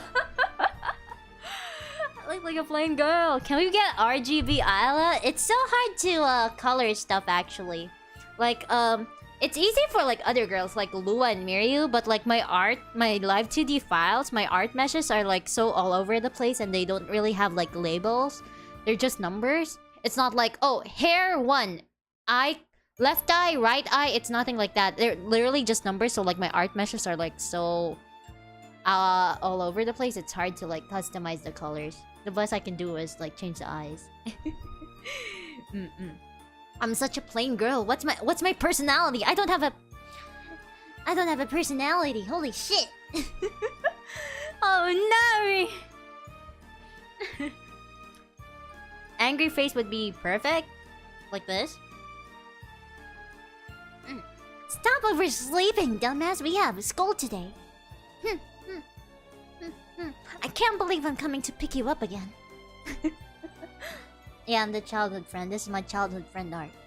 Y'all can get RGB for Isla. What even is an RGB for Isla? Holy schmoly. And Melon, why are you still awake? Why are you still awake, Melon? Smiling.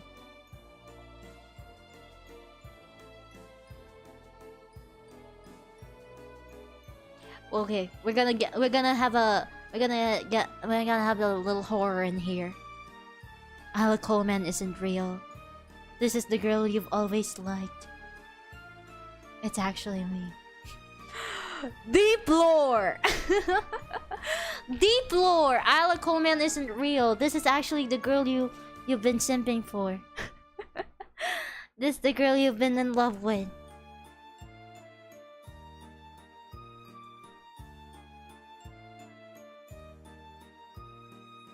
Isla face reveal. This is the Isla Coleman face reveal. She's not real. I'm actually just a normal girl.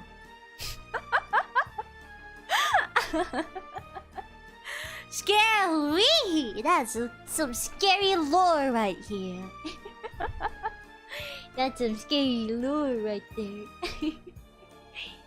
Yeah, I wish I could like turn on the lightings and stuff like that. I wonder if I can turn on the lighting. Wait. I'm gonna run shoes.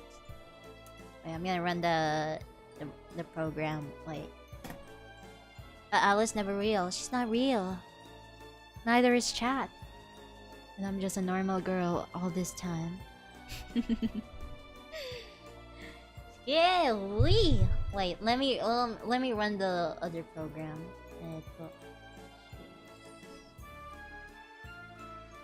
And then add the Halloween background.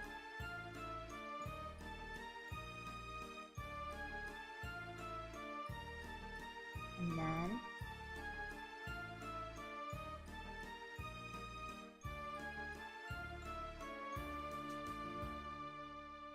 where is it? So we can have the more a more visual novel kind of feel. Okay, I'm gonna run it. Where is it? This one. And then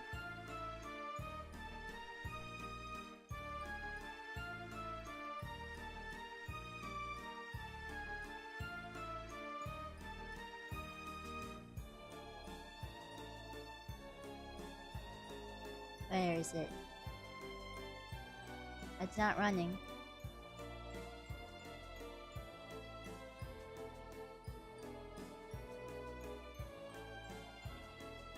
Oh, it's not running. Ah! Where is it? What is it? Game capture. Oops. Looking for a game to capture. Specific window. Is it gonna run? Oh, it's not running. Damn, okay. Anyway, this is the best you'll have. I can't run the program with the lightings and all. With the fake lightings, you know. But we'll have that for next time, I guess. Anyway. What were we doing again? TBH, that looking for a game screen was really ominous. Ominous. Yeah, it is. It's a jump scare. There's a next time? Maybe. Perhaps. Oh yeah, speaking of like next time. Yeah, we have a stream tomorrow too. Same time, 11 p.m. Oh wait, 11 p.m. 1 p.m. JST. We have a spooky game. Tomorrow. Yay! More Halloween stuff. Howdy again, yeah! I'm a plain girl for today! Wow! Can you believe it? I'm a plain girl. I'm a plain girl.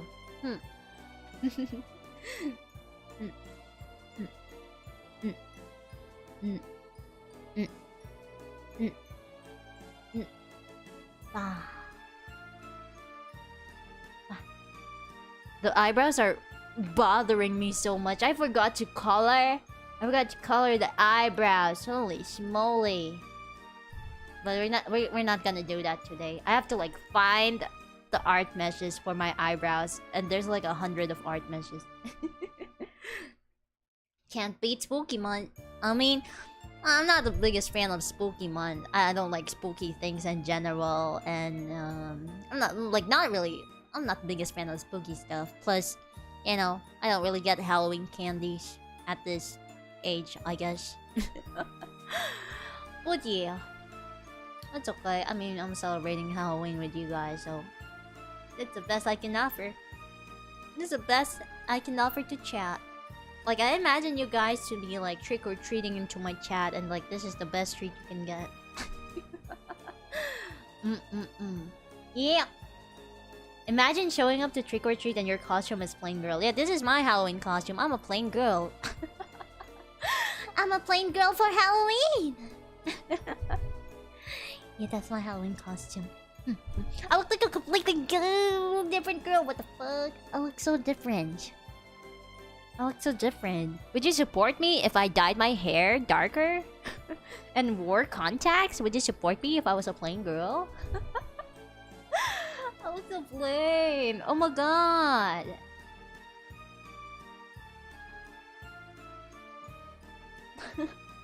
I'm not even Isla Coleman right now. I could be like, I don't know. I could be someone who's named I don't know. Minako. I don't know. Minako or something. Spending time with chat. That's the true horror right there. Imagine spending your Halloween with chat. Ugh. Horror. True horror. I'm scared. No, don't make me spend time with my chat. That's true horror right there. Oh yeah, I'm Lisa Molcan. Yeah. Sorry guys, my Halloween costume for this year is I am Lisa Molcan. Lisa does sound like a real name instead of Isla. Wait a minute, Isla is a real name. That's my name. Yeah, but anyway, for Halloween, I'm Lisa Molcan. I'm Lisa Molcan, by the way, for Halloween. That's my normal human name.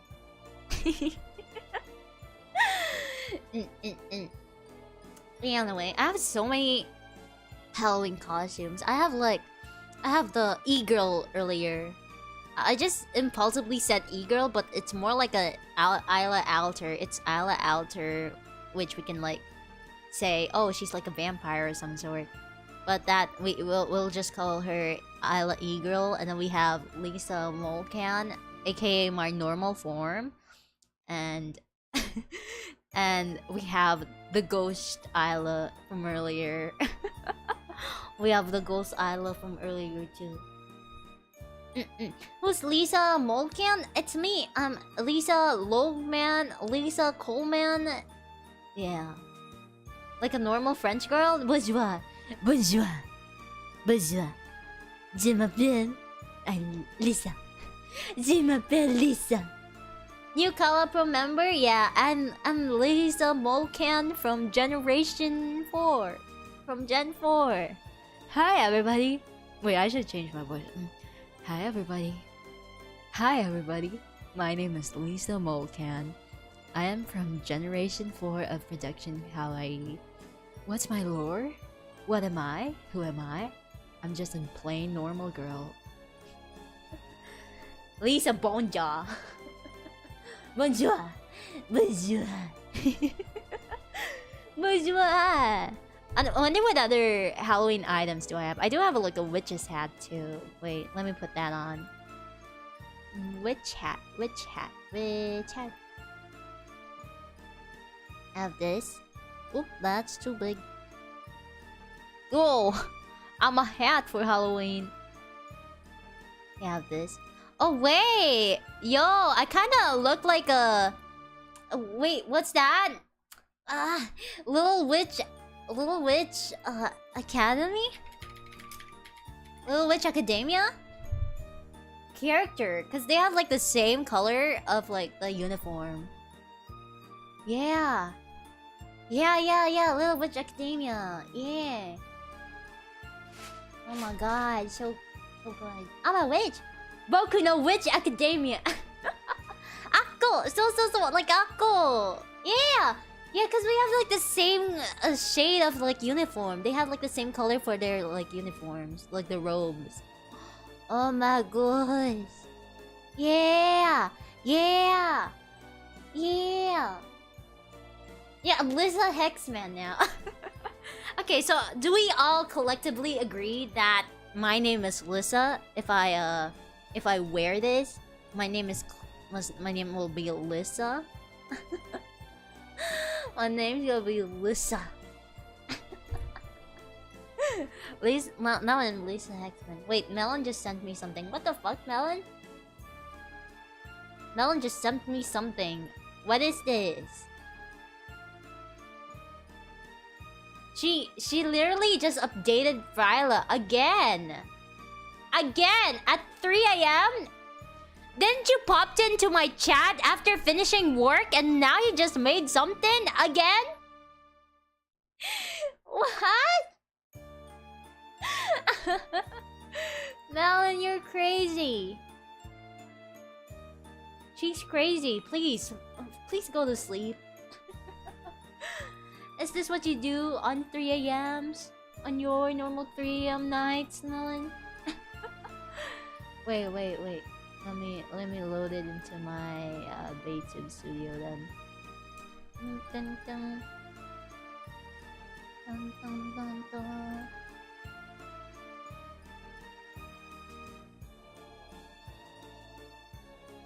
Okay. Let's see what Melon gives us for this very lovely Halloween night. Let me just load it.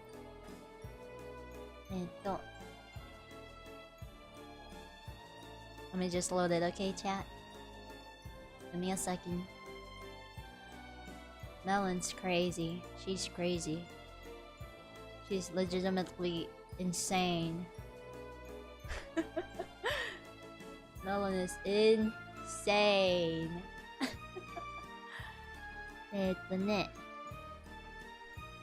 What else do we have? She has given me an RGB. An RGB Fryla. Unbelievable.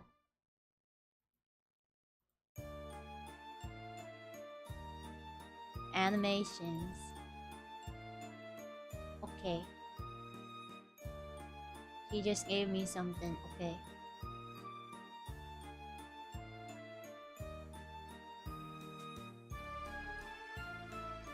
Ne.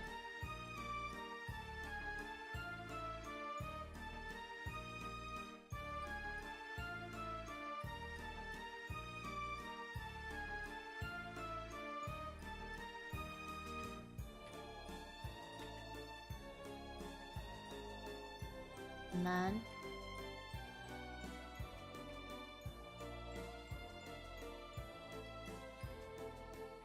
This is actually insane.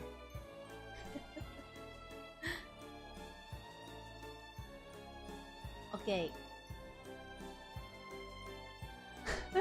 Okay, chat, watch this.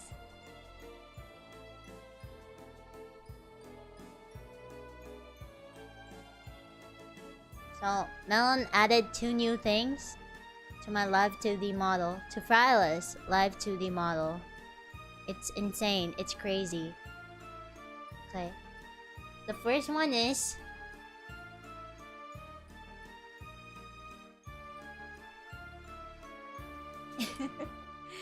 insane! Now I have more FPS now.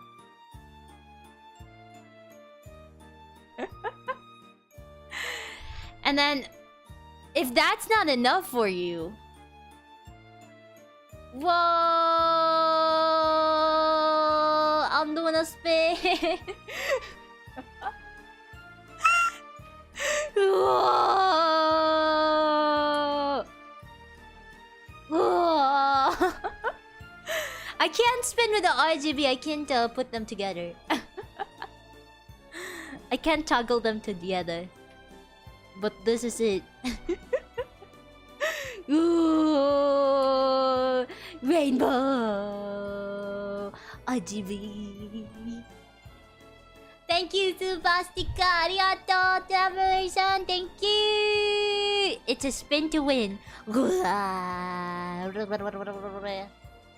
Oh yeah, get down. Get down, you let it out and put it set tonight, cutie. You lead this damn the winter land. あなただけ見つめて私だけ見つめて遊ぼう時間ずっとなたのボードの通りの道路走る永遠に愛してる余裕に愛してるずっといっちゃうわ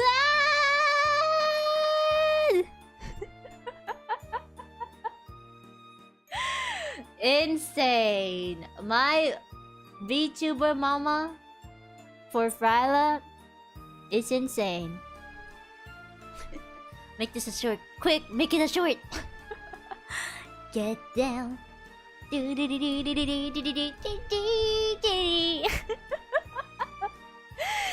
She's crazy. My mama's crazy. Holy shit, Melon. Once again, if you haven't followed, if you haven't supported her yet, please give my VTuber, my second VTuber mama, Melon, a follow on her Twitter. She deserves it. There we go. Go follow her. Why are you a potato? I've been a potato for like more than 6 months now. I've been a potato for more than 6 months now. I think it started in around April. May, June, July, August, September, October, November. Yeah, it's October, yeah. I've been a potato for about 6 months now. In case you're new in my channel, sometimes, in like really rare occasions, I turn into a potato. But there are also some times where I turn into a rock. Yeah. The lore is in the lunchtime stream. Jesus, now that I think about it, how many variations of Isla are there? There are like so many variations. Isla Coleman. There's Fryla Coleman. There's Isla Rockman. There's our newest variation, RGB Fryla. And then we have Chibi Isla. We have Isla Alter. So many. We have Isla Frogman. We have Frogla. So many. We have so many. We have too many Islas. And there's also Chama. There's also Chama. There's also Chama. And so many more. It's like a multiverse of Islas. And there's always an option for like people who are looking into different types of girls. So if you're into potato girls, then you have Frida Coleman. But if you're into hard to get girls, you have Isla Rockman, because you know, hard to get, rock hard. Hehe. Princess Isla. The princess version of Isla. I'm always a princess. Yeah. Is this your final form? Maybe not. Maybe not yet. Actually, maybe not yet.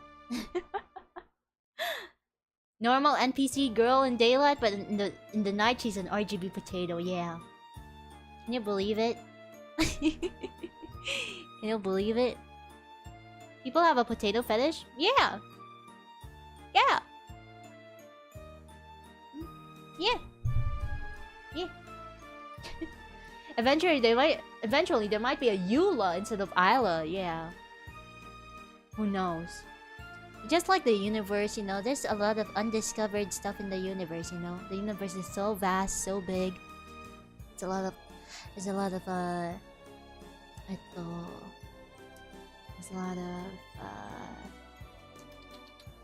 it called? Undiscovered objects and species. And just like with Isla, you know, there's like a lot of undiscovered Isla. It's just like Pokemon, honestly. There's like a lot of undiscovered Islamons in there. We just have to keep tuning into my streams to find the next new variant of Isla Coleman. Does it make sense? Does it make sense to you, chat? Yay! Anyway, it's about time I'll let you go to sleep. It's almost 4 AM for a lot of people. So it's about almost 4 AM for a lot of people. So go and sleep now. I hope the horror stories didn't scare you. Hopefully not much. Yeah, you need an Isla Dex, and I don't have that. But it's up to you, viewers, to track down which ones are your favorite Islas. Can you catch them? No, you cannot catch an Isla, cause she's working for this company, and you cannot catch me legally. I can finally sleep. Yes, chat, it is time to go to sleep. Let me go ahead and tuck you in bed. Yeah, how do I do that actually?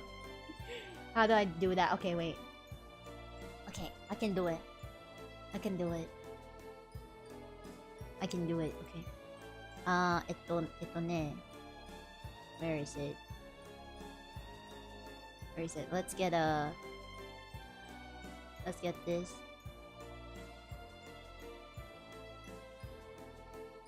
And then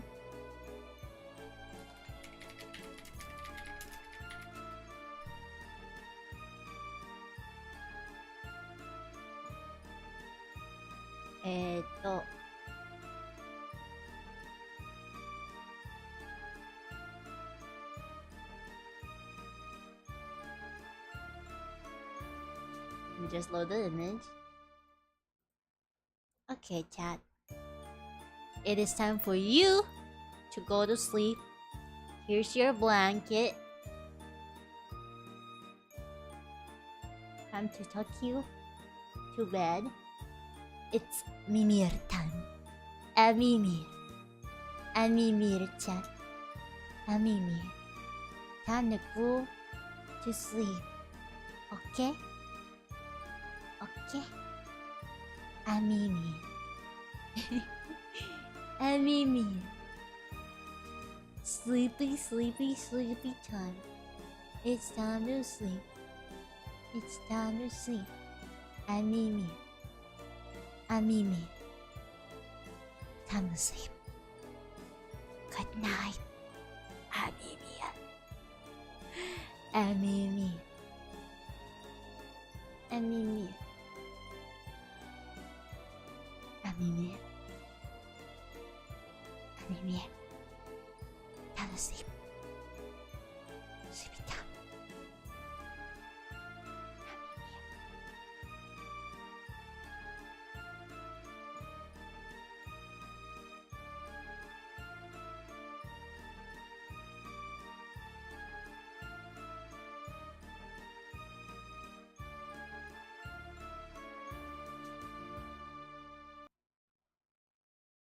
Time to sleep. Time to sleep. It's sleepy time. It's sleepy time, chat. Gotta sleep. Gotta sleep. Then sleep. Oyasumi. Oyasumi. Good night, chat. Amimir. Good night.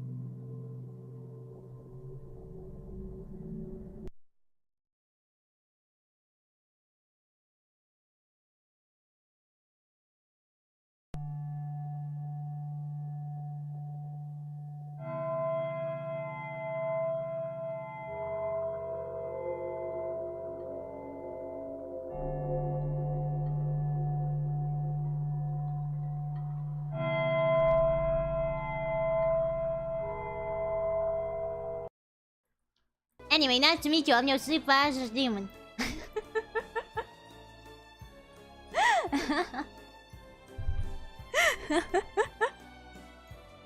Nice to meet you. Anyway.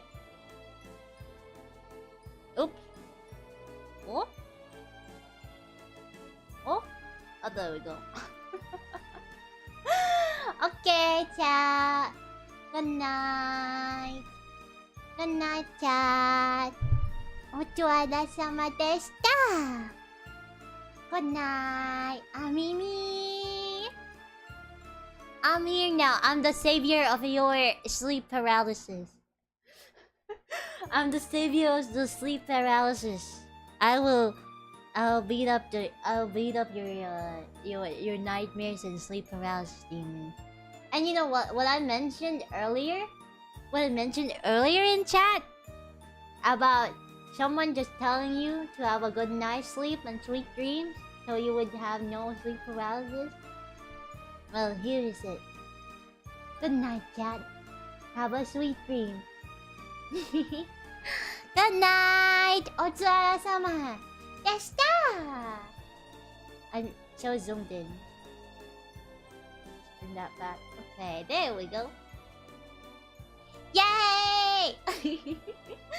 Good night! Happy early Halloween!